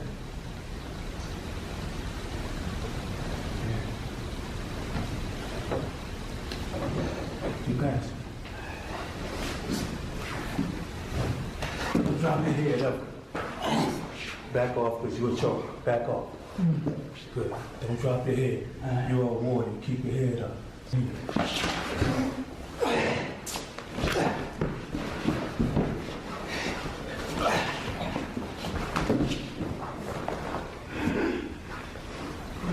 Relax, let go. Good fuck. Where's his daughter? Come here, baby. Come here. Come here, queen. Make sure you do this for the one. See, let's see your brother.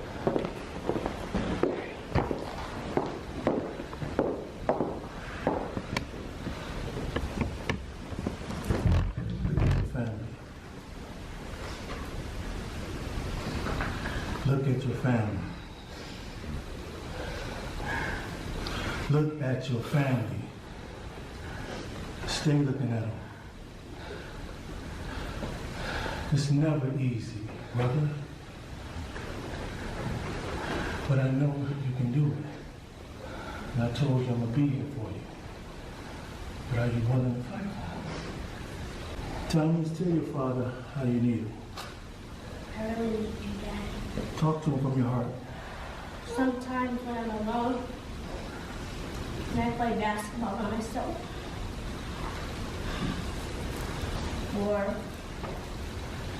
when I'm sleeping, I pray that you'll be safe. And when I play basketball, I play for you like you're playing with me. And I always have fun when I'm around you. And thank you for coming out here to spend time with me.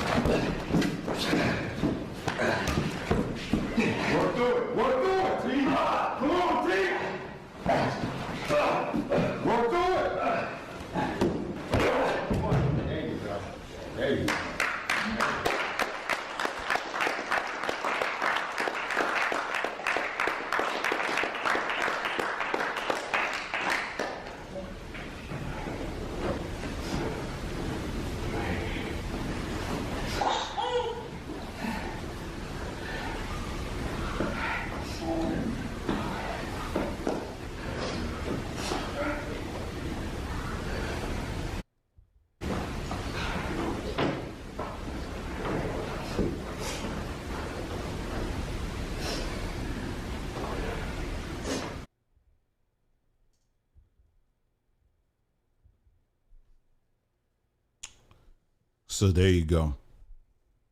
And yeah, like I said, that guy really, really appreciate the work he does.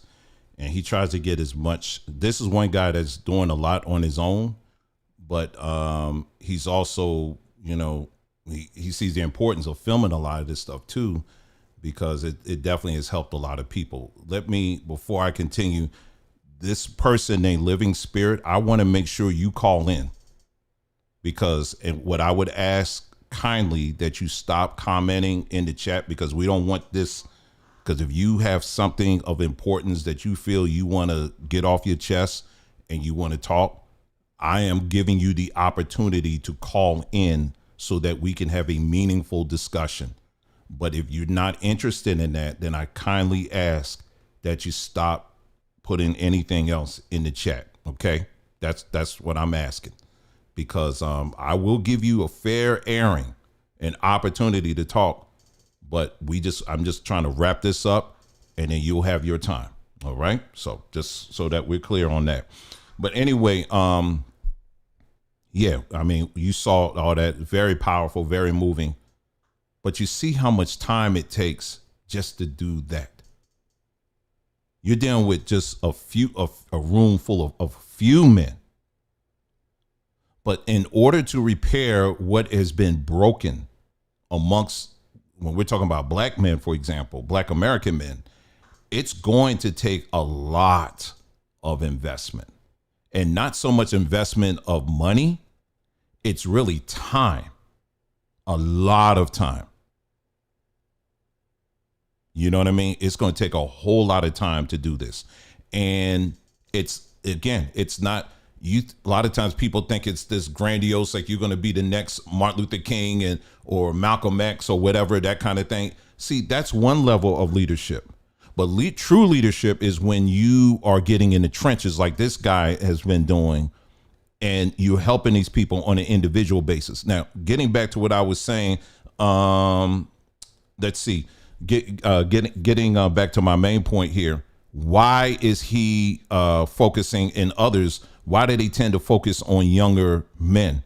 It's because of the fact that obviously the obvious answer would be because the younger you are, the easier it is to course correct. Once these men get older, it becomes very, very difficult. It doesn't mean that they can't course correct as you're older. It just becomes a very difficult thing. And so a lot of times when you hear people complaining about what black men ain't doing, it's usually because of a series of bad decisions that they made that involve these black men that are broken. Do you understand what I'm saying? So if they had a bad marriage, or if they had a bad relationship with a broken black man, what they will then do is take to social media and then go and spout out and say, see, all these black men are this, all these black men are that. I literally have shown you many examples right here of what black men are doing. And we still got somebody that's saying, questioning that. This is trivial. That ain't trivial. What this man is doing, that's not trivial. That's some hard work. And it takes some gut-wrenching commitment to do that kind of stuff.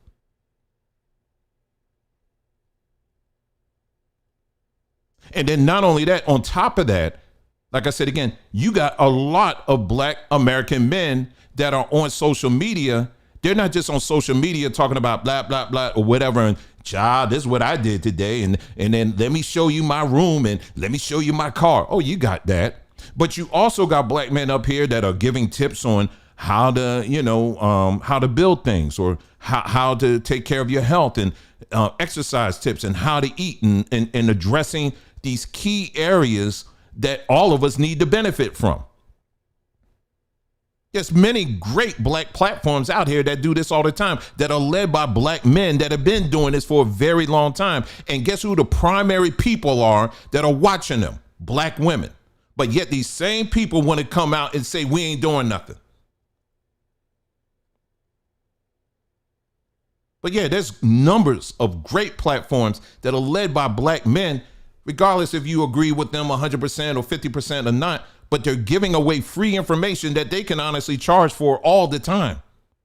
But they don't. They do it out of the love and the passion that they have for the people. So when you have somebody coming up and saying, well, where are the black men? What are they doing? They ain't doing nothing. And then your pivot is, well, since y'all ain't doing nothing, I'm going to go to the white man. You see? And so anyway, almost finished here. The example I wanted to give, I said the forest fire example. So here's how it is. When you think about the landscape of black American men, all right? When you think of the landscape of black American men, think of it this way. I'm out here in the West. And so out in the West, not really in Arizona, but when you get in the Pacific Northwest, there's a lot of forest fires, right? And when those forest fires hit, man, sometimes they just be all over the place, right? So you can't really have people everywhere. So what these people got to do in the control center, they're like, okay, where is the fire? We got to get to where most of the people are. So we're going to put all of our resources where most of where most people are at risk, and we're going to put it there. But that still doesn't eliminate the fact you got people all out here in the extremities that are also still getting impacted. Now, the people who live out in the extremities, they're sitting up there like, see, I hate this government because, see, the government ain't doing nothing to stop these fires. See, they burned my house down. See, they could have done this. All these taxes I'm paying. Where are the firemen? I thought firemen, and they sitting back and saying everything. But the firemen like, listen, we doing the best we can with what we got. This is why we always on social media, or rather on the media, saying, listen, we're appealing to every fire department in this country. We need help. Now, so we have to applaud the firemen that are there, that are doing something, and say, hey, listen, let's acknowledge at least they're doing something. They're doing what they have and the best that they can, and that's it. That's what, if you want a perfect example of Black American men that are rising to the occasion, that's a perfect example of that.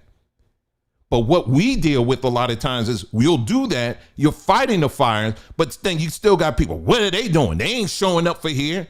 They ain't stopped this man from beating me up. They ain't doing this. Or what about this street here? Or what about the school? Why ain't doing nothing about the school? These are just small, just a little bit, a few of many examples where I giving you that where these Black American men are doing what they can where they are. Now, for those that, you know, you're pissed off because of your negative interactions, I would kindly say to you, stop sleeping with the fools. Because when you do that, you're producing more Black men that you're going to complain about more later on. It takes two to tango.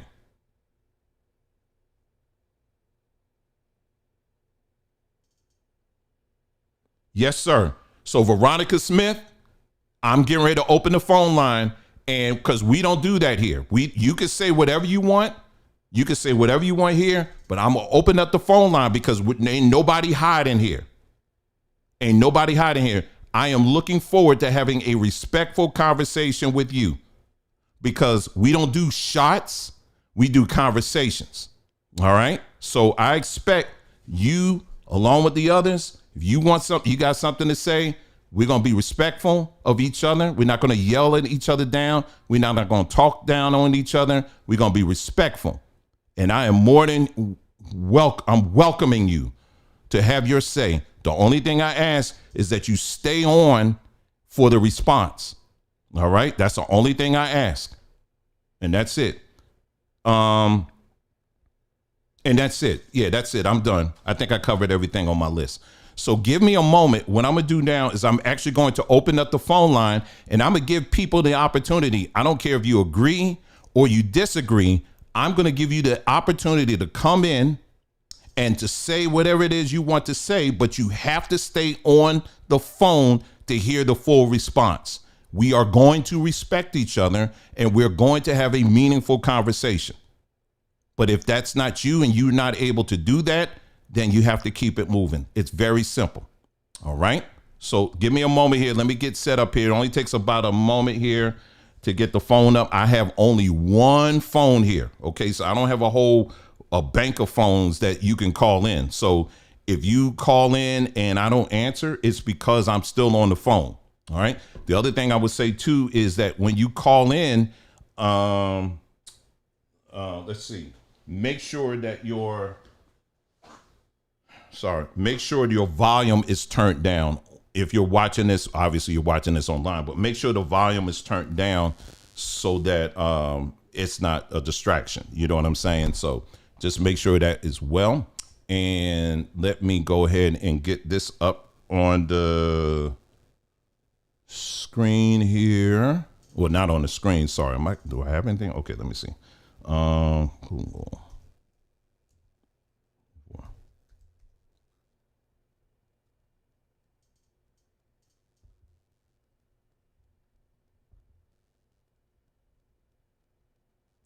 Okay. All right. So I got my phone situation set up here. And now let me find the phone number. I'm going to put it on the screen here momentarily as soon as I find it. And I expect people to call in. You know, don't go quiet like y'all normally do. All right. So here it is right here. And phone number is on the screen. And I cordially welcome you to call in. If you have, whether if you agree or disagree, it doesn't matter. Either way, we're going to have a meaningful discussion that we can build from and we can move forward. That's what we're going to do here. All right. But there's not going to be any hiding behind emojis and all that stuff. We're bringing everything to light so that we can build and move forward.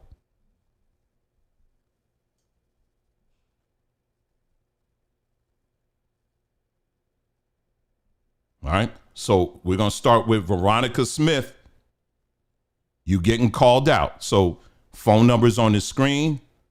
I'm asking you to call in, because what's not going to happen is you're not going to be taking shots like this in the comment section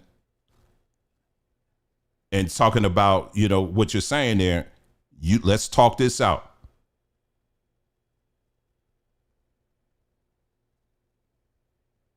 So like I said again, this always happens.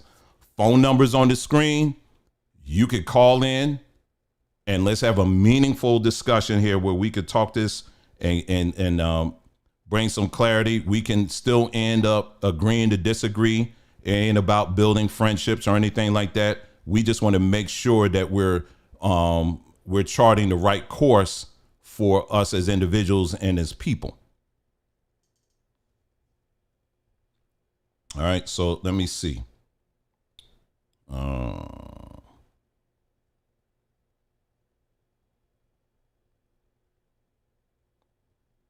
Okay, well, I'll put some music on. All right, here we go. So phone is ringing now. Let's see. All right, caller, can you hear me? Yes, I can hear you. All right, is the volume down? You make sure you turn the volume down because I can hear myself. Hello? Uh-huh. Okay, that's better. Go ahead, say what you got for us. Hello? Yeah, I can hear you. Go ahead, say what you got for us. I'm here. Yeah, I saw the title of the video where it says that black women, immigrants, and white people are the problem basically overall for black men. And I feel like that's wrong. Okay, did you watch the video, or I don't did you agree. did you watch the video, or did you just tune in? No, I'm just not tuning in. Okay, but so if that's not what the topic of the video is not what the topic says, and you're talking about something totally different, then I have to stand corrected.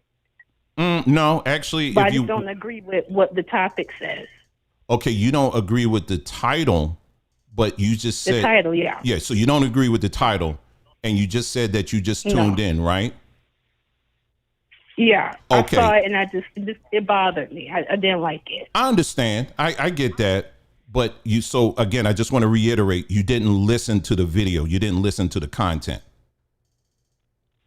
No. I'm Okay. just not tuning in. Okay. Now, I just wanted to make that very clear. So my personal advice, because like I said, I really want to have a meaningful conversation, is for you to actually watch the video. And then if you want a dialogue, I would be more than happy to dialogue with you. We can just do that in the comment section. Okay. If you want to do that.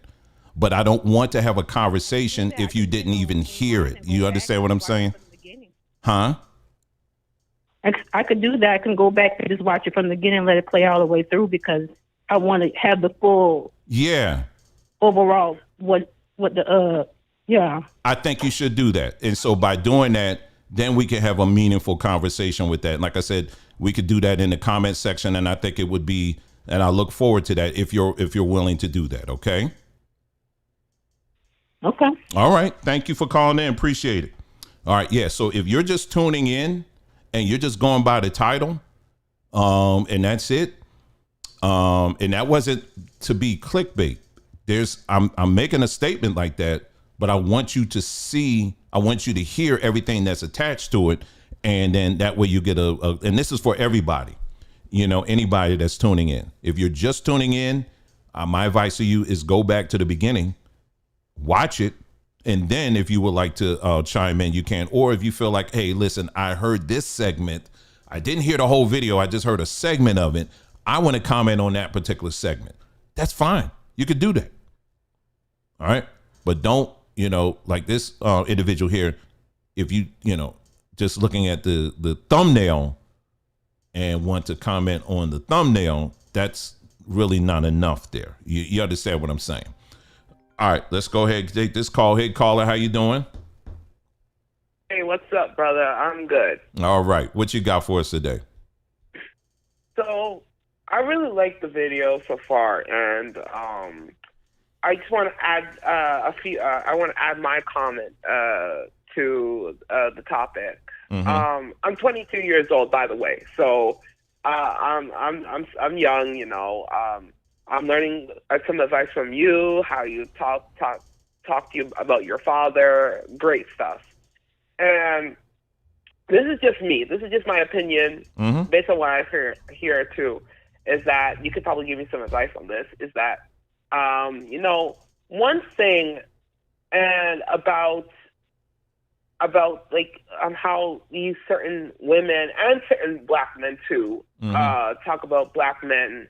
And since we're talking about Black American men specifically, Black American men, is that they're getting a lot of their views and their thinking from what they see on these hip hop, rap images, right? And that's, and you know, and you're probably not the only one who has talked about how hip hop and rap in the modern day has destroyed that image. And even though we fully know that these images are still going to be played out, no matter how, if we plead and we protest and so on, we know it's going to happen still. That type of imagery sells. I believe that we should outweigh those images because the more we push out and the more we do rightly, like we sort ourselves by the right image, then people will see what black men are truly are. And they will have a minimal, their memories of black men of being gangsters and pimps and stuff will be minimized. Don't you agree? Yeah, absolutely. And that's, you know, it's a combination of really putting a focus on the positive. It's, you know, there's an old song that says accentuate the positive, you know, that's what we need to do. So when I hear a lot of people, you know, listen, we're not disagreeing with the fact or ignoring that you don't have bad examples of black men out here. I'm not ignoring the fact that, just like I read I showed the video clip of the black woman who's like ooh and ahhing over white men. You likewise have black men that do the same thing. I'm not ignoring that as well either. You know, both exist. However, they do not, and this is why I emphasize before I played that clip, I emphasize the fact that these are the negative aspects, but the negative aspects are starting to trend up where now it's impacting, it's starting to impact the whole. And so how do you combat that is by, number one, calling it out for what it is, but also number two, focusing on the positive, focusing on imagery of powerful or strong black families.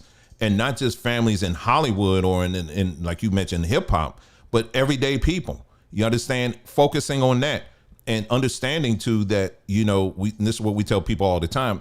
The real influence doesn't necessarily begin on social media. It begins at home. It begins in your own community. It begins with people that you can actually feel and touch. Y'all can't feel or touch me. I'm on social media. You know what I mean? But there are people in your life that are good examples.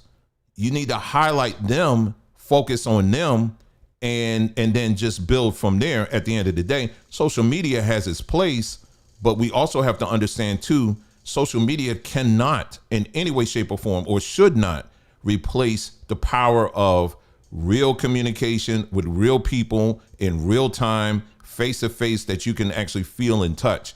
And I'll just give this last example. Now, my daughter, she works for a company that's based on where she can work at home. Most of the time she's actually working at home. And so she was talking about some communication issues with her employees. And I told her, I said, well, honey, you're probably going to continue to have that problem, because as long as you're out of the office or everybody's out of the office, you're not going to be able to pick up on different social cues that other people give when they're talking. You know, there's certain things that are going to get missed. And so the only way that's going to get fixed is when you actually come together. And then when you guys come together, you can use that opportunity to really build some meaningful discussions and conversations and be in a much better position to combat these imageries and stuff that, you know, like flowing into what you were saying, That's how it really begins. That's where community building actually starts. It doesn't start online. Online is just a farce as far as I'm concerned. It really begins at home base with real people that you can touch. Exactly. And I just want to add too, it's just like how I want to bring it back a bit when you were showing that lady and the comic section, because it reminded me of a short incident what happened to me on YouTube a long time ago. So I remember a long time ago I found this video on YouTube where this white guy was like complimenting like why he loves black women so much. And he gave his reasons, and then the comments were like, oh, it's amazing, they like us, they love us, and so on. And I remember I typed in the comment section, I said, you know, black men, there are black men out in this world that do the same thing too, you know, and something along those lines. And I remember someone, this is probably a lady, just a black woman, just like that lady you saw in that video. And she replied to me and said, but y'all tire us out. And I was like, oh boy, you know, and it's just like, and then, you know, and then for me, like 22 years old, I haven't dated no one, I haven't dated no girl, but, you know, coming from me, it's like, and I know this is not all black women when I say this, but, you know, like how, like with those types of women and how this is becoming a trend now, how does that look on me now who wants to date a sister? No? So yeah. Good points. I mean, it's yeah. So it's you know, it's you're seeing this whole trend now. I mean, it's mixed, and I've even talked about that on this platform. I'm not, you know, when I was in the Hebrew space, they absolutely are like, if you dare marry someone that's not of your, you know, that's black, then you're going to basically, you're in rebellion, you're in sin, you're going to die and go to hell. And I never really held on to that, because I said there are many great people that I've met that are in marriages where they're married to someone who may not be black. Now, I personally, and I've made this clear over and over again, I believe that black folks should stay with black folks. I've said this time and time again. However, you know, I also understand too that, hey, listen, you know, if the opportunity does present itself, if there's no other option, if you see, hey, listen, I think I could build a life with this person, then so be it. That's your choice. You know what I mean? That's your choice at the end of the day. You know, and I'm not going to look at that individual, you know, any different for making those kind of choices.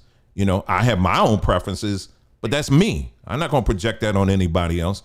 But I also know baked in that trend, which I've said this, I've talked about this numbers of times, that baked inside the trend, you do have people who do make those choices simply because they're like, I just hate black women, period. I don't like them, or whatever, they this, that, or whatever.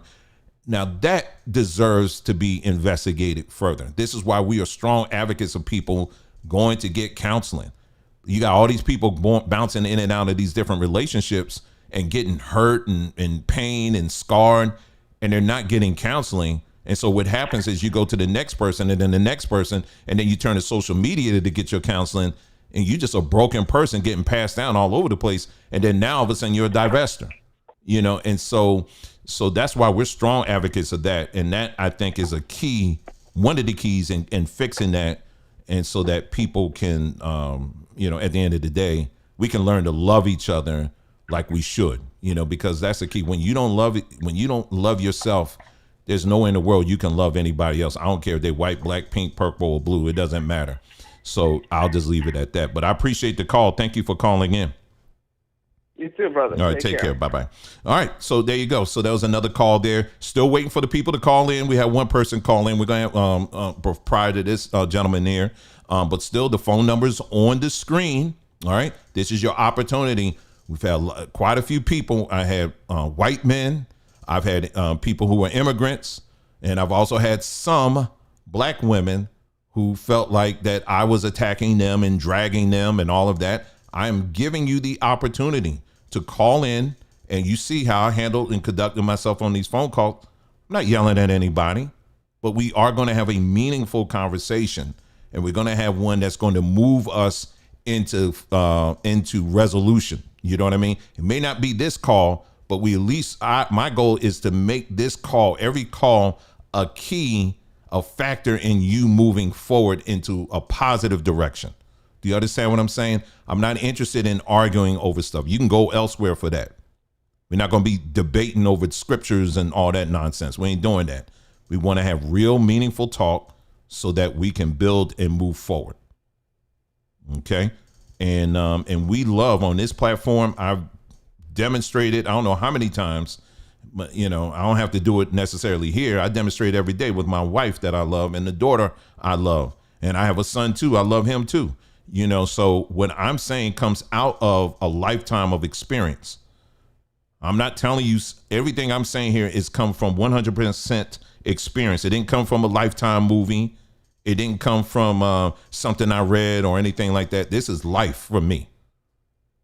And I welcome people to call in so that we can learn and grow together, and then we can have more of this, and move forward. So anyway, I'm going to give y'all a few more minutes, but I do this, again, as again, like I told you, it's for the public record, because I want people to see as men, this is how we handle things.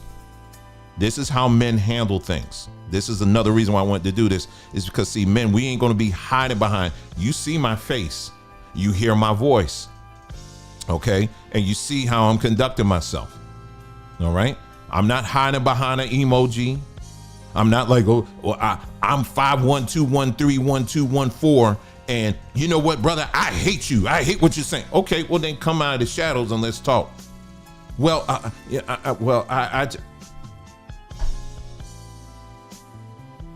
all right, so I'm gonna give y'all a couple more minutes. Phone numbers on the screen, and you can call in if you like, and then we'll just leave it at that. But in the meantime, let me just play this right quick. I got someone calling in right now. Somebody else. Let's get the call in. Hey, caller, can you hear me? Yes. All right, caller, how you doing today? I'm doing great. All right, what you got for us? It's great that you're doing talk radio, man. You're diving in.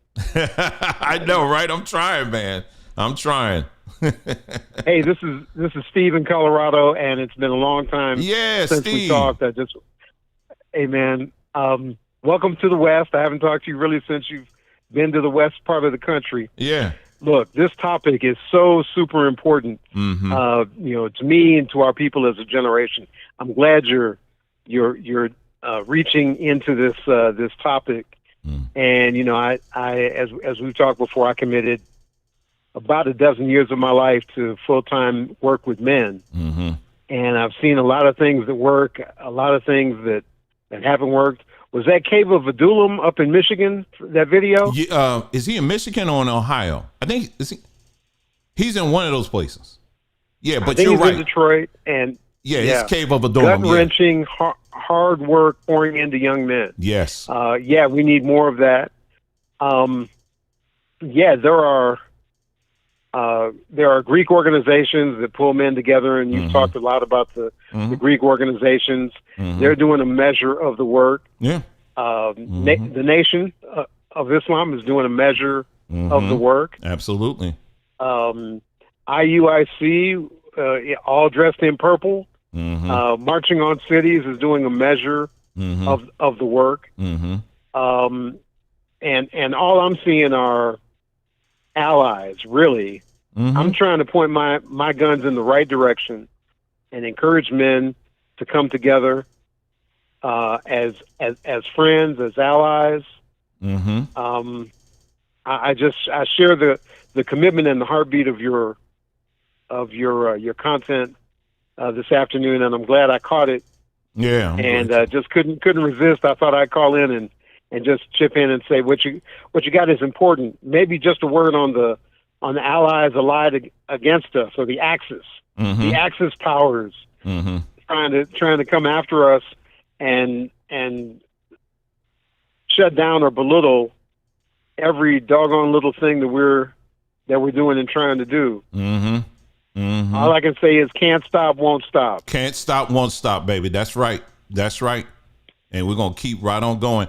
It's something you said too, I think is really important. You were talking about allies, and you mentioned like, IUIC, and you mentioned the Nation of Islam and all of that. Steve, for me personally, I'm not going to get caught up in the, as far as like, oh, IUIC, well, I don't agree with some of the stuff they're saying, or, or the Nation of Islam. Well, I'm not no Muslim. I'm not getting caught up in that. There's some things it's like, okay, we got a family over here. Do y'all have the resources to help them out or not? That's all I care about. Now, all the other stuff, let that be on you spend time on that on your off time. But on time, when these things pop up, that's what the focus, real men, that's what it's all about at the end of the day. I ain't thinking about anything else. When those people, like when they have when Katrina went down or some of these other storms, folks just said, let's focus on the problem. I'm not going to sit up here and spend 9 hours debating over some scriptures. Right now, we got to start focusing on helping these people out. And that's kind of how I am. People hear me all the time. I will share my differences of opinion I have as far as the Hebrew stuff, as far as Christianity and all that. But at the end of the day, if there's something going on as far as, okay, we need something over here, there, or whatever, I'm like, listen, let's handle it. Let's deal with it. You know what I'm saying?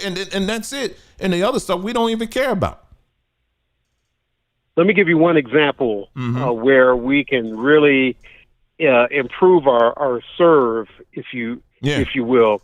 When brothers are coming out of prison in particular, there are some organizations and some groups that really help them while they're in and help their families. When they come out, and they're effective working in the institutions. I mean, way too many brothers are just on paper. Yeah. And behind bars. That's a whole nother thing that, the incarceration rates are ridiculous. So how can we support our brothers in particular who are coming out, who are rebuilding their lives, who are trying to rebuild their families? How can we support them? It's a pretty, the bar is not that high. I mean, we can do a lot more. I think I talk to myself personally. I can do a lot more than I'm doing for brothers who are getting out of prison in particular. And that's family business. I don't want to hear from anybody outside of the family on what we can do for our brothers coming out. That's something we've got to fix. We've got to handle. We've got to address it. We've got to support. We've got to, those who are in a position to hire people, who are able to look past the little felony box. Yeah. That so many brothers have to check off. If we could deal with that as one particular area, and if we could continue our commitment to buying black at every opportunity, I'm going to tell you personally, it's a commitment we made. It's hard. It's painful sometimes, but you got to make that rock solid commitment to grow our businesses. Yeah. Otherwise, we'll never be able to hire and do the great things that our people are known for doing. Absolutely. All right, that's all I got. I appreciate the call, man. Give our love to the family too, okay? Really good hear from you, Likewise. Steve. All right, take care, all right, man. We'll be in touch. All right, bye-bye. All right. But yeah, very good call. As he was talking, I was thinking this too. Someone posted in the chat a while back. They said something about it was something to the effect that, I know these other people are laughing at our division. Let me tell you something. You need division, because not everybody that looks like you need to be having an association with anyway. It goes back to what I was saying earlier. Just like I was saying, hey, for some of these sisters out here who are laying down with these losers, it's same thing goes with these men, these brothers out here that are laying down with loser sisters too. You need to stop laying down. And the other thing, I just caught myself on that. Another level we got to reach to is stop calling everybody brother or sister, because not everybody is your brother or your sister, and not everybody's a family. And that's another thing. And that's something I have been trying to work on as well. Like you hear me get on here and say, hey family, how you doing? I'm starting to stop saying that a little bit, because not everybody that's on the other side is my family. Do you understand what I'm saying? And we may share the same color, but that's about as far as it goes for a lot of it.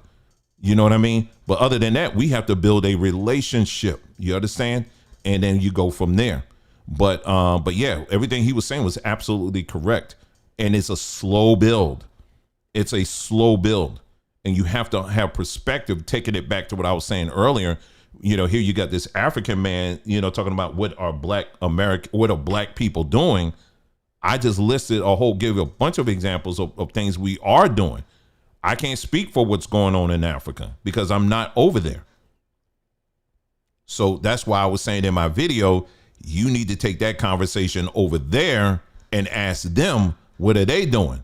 Not move into a whole different country and then want to lump all of us together, because over here we may not have it perfect, but we are doing an abundance of things. And only those that have who really want to know, you can just as easily see it for yourself.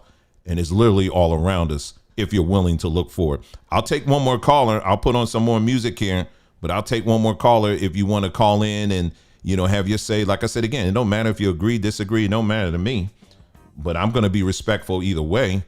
And then, but like I said, again, make sure, you're not just talking out of emotion. You know what I mean?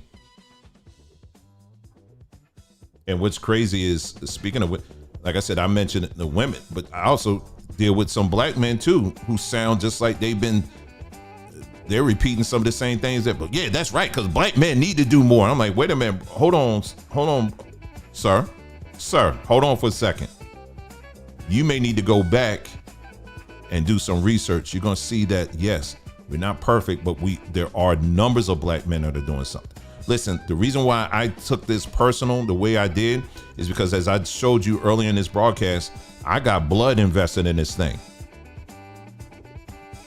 And I'm talking about my father. He gave his very last for this kind of thing.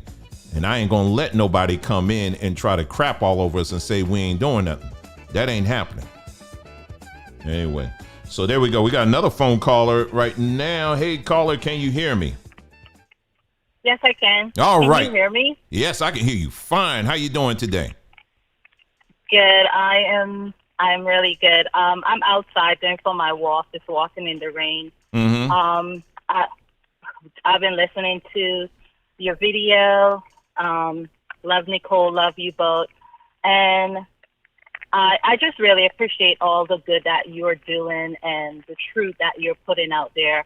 And one thing I would say, as the negative about our black men, one thing that we can do as individuals and then as a group is first to, as a wife and a mom of a son and a daughter, it's just to support our black men. Mm-hmm. It's really to just, my heart goes out because I think it starts with the family and supporting our black men, and they need to be lifted up. You may look at it on a whole and say, what are you doing? Mm-hmm. Or what are our black men doing? And just like to the point where you mentioned, in Africa, the continent where you may own your land and different things like that, and you're able to do more. And here in America, it may be a struggle for us to own, but at the same time, individually, our black men are working. I can testify for my husband who have fought for this country, and because he's worked day in and day out, I can be a stay-at-home mom now, and I can help my family, and I can help my son, and I can help my daughter because he gets up every day and he goes out to work. And I think the foundation is for us to remove ourselves from the religious bondage, as you can put, where our black men, a lot of times in churches, they don't get the encouragement to be, but there's a lot of good in our black men, and we need to continue to encourage them and to lift them up and support them, and to start with the family, start with the foundation, learn how to be financially free. Because if I get financially free, if my husband gets financially free, he can then leave generational wealth. And with that generational wealth, he can help another family out. And that's how we should do. That's what we should focus on. Generational wealth, healing ourselves, taking care of ourselves, just like you always mentioned, going out in the sun, eating right, taking care of our minds so that we can help ourselves individually and help our Black men. I support our Black men. There are many, many Black men who I know go out every single day to do their best. They might not have all the resources to make the biggest difference, like you may, put on other nationality like the Chinese or different things. But you know what? It will happen once we start with the foundation and we help ourselves and we help each other with the resources.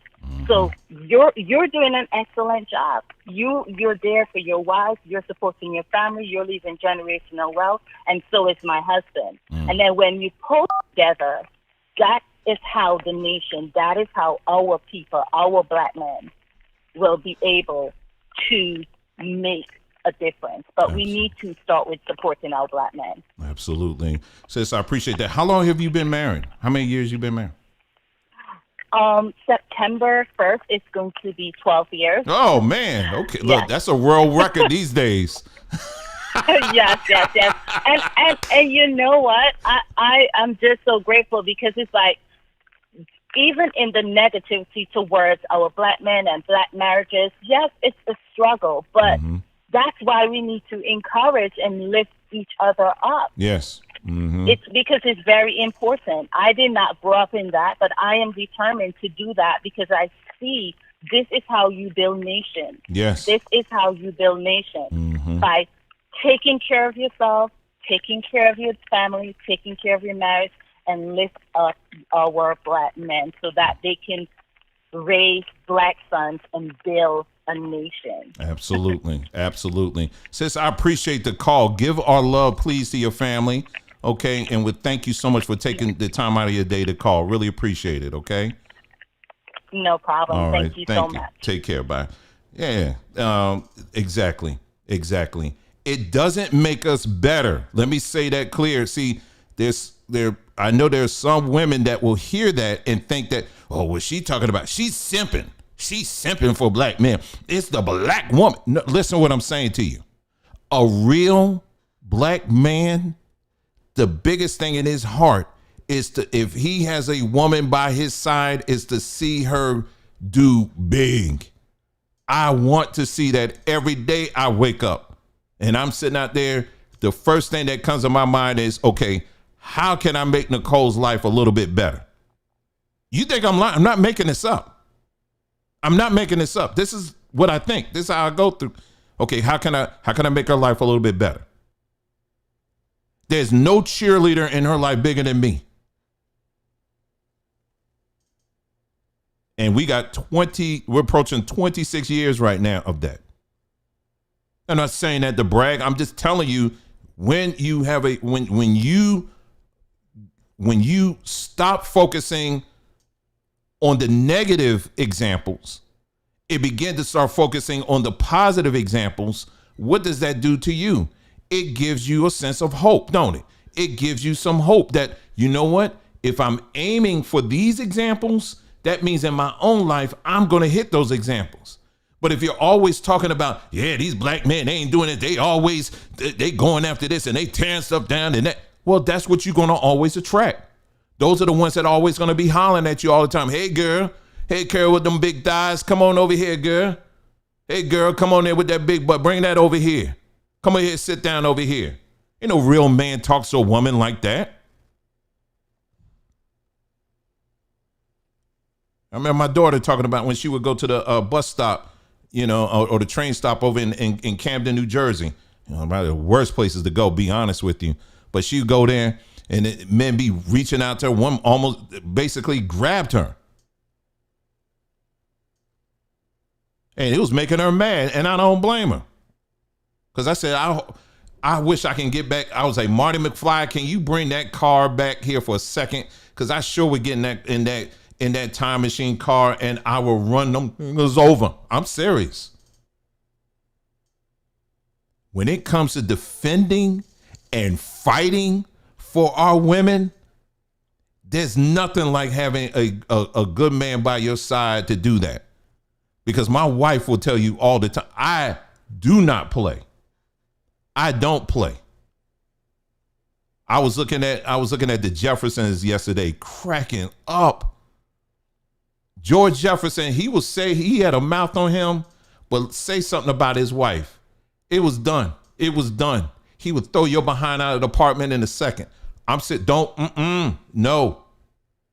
And see, what's sad is that too many of our people, because they don't have a foundation like this sister that just called what she was saying, because you don't have a solid foundation at home, you end up looking at social media for these examples that are bad examples, and then you're projecting that on everybody. And what I'm saying is don't do that. That's dangerous. All right.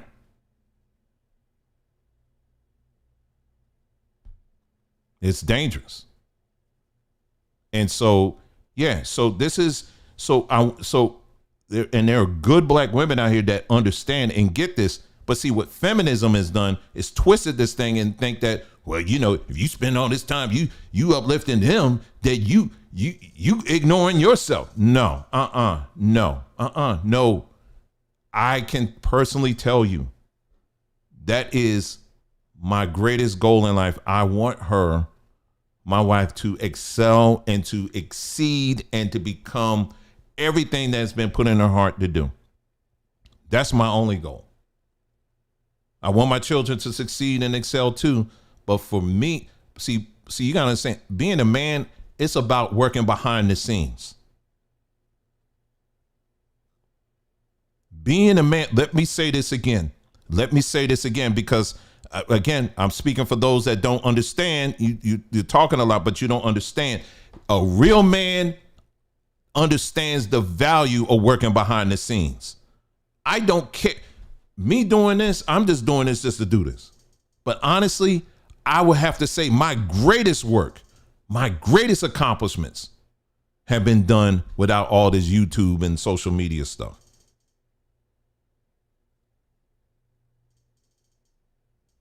And I'm telling you, you ask any great man, it's like that. And for you ladies out there, let me just say this too. As I said, I'm always extremely careful when I even put the words black woman in my mouth, because I know the moment I say it, it's like, what you scared ready to say? Calm down. It's all right. But ladies, because I also understand there are a lot of great black women out there as well. And just as you see me just calling out this guy for generalizing, don't you dare generalize our black American women. Don't do that. Because they not dealing with the same stuff that they're dealing with over on the continent or anywhere else. So if you're going to judge them, you got to judge them right, judge them fairly, but also judge them the way you need to be judged. You understand what I'm saying? That's being justice. That's about justice. It's doing the right thing. Because if we can't hold ourselves to a certain standard, then how in the world do we expect the world to do it? Because the world ain't going to do it. We have to be that. We got to be the judge, jury, the whole nine for all of that. You understand what I'm saying? And being truthful and honest with one another above all else. But one thing I've determined, and I'm done, is that what I'm not going to do is I'm not going to waste my time going back and forth with people in our comment section that you ain't. In other words, it's just endless chatter. I'm not going to do that anymore. I'm telling myself that. Last few days, I said, you know what? I'm going to stop this.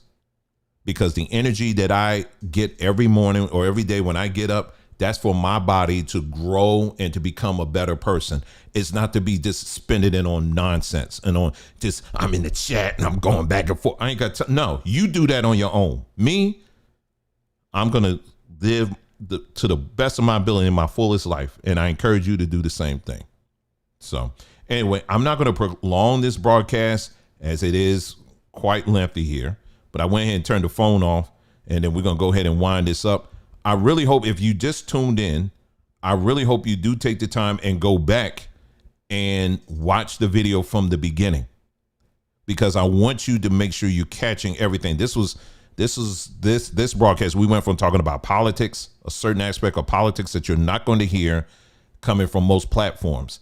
Again, my mom always say, I ain't lifting myself up. Nobody lift, but I'm saying that because trust me, when you hear it, you're gonna know what I'm saying. You're going to understand what I'm saying.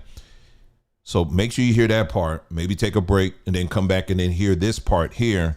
And I talked about everything about my own dad. And then and then you got other black men out here too. And we were talking about that too. Wonderful video from our brother up there. And someone says he's in Detroit. I thought he's in Ohio, but Detroit, whatever. He's up there and doing great work. And there's many, many other men out there too that are doing stuff like that. We give honor to them. And we also give honor to the women that help make us great too. But at the same time, we're about solutions. I'm about solutions, and that's it. None of this other mess. All righty. All right. That's it. That is all I have. Thank you so much for tuning in. You guys, listen, you take care. Enjoy the rest of your day, your evening, whenever it is that you're watching it. And if you want to continue the conversation in the comment section, please do. You're welcome to do it. But we ask that you keep it respectful and you stay on topic. If you start getting ignorant, you're going to be part of the rapture. And in this rapture, there will be no Jesus you're going to, because in the twinkling of an eye, you're going to see all your comments going. All right.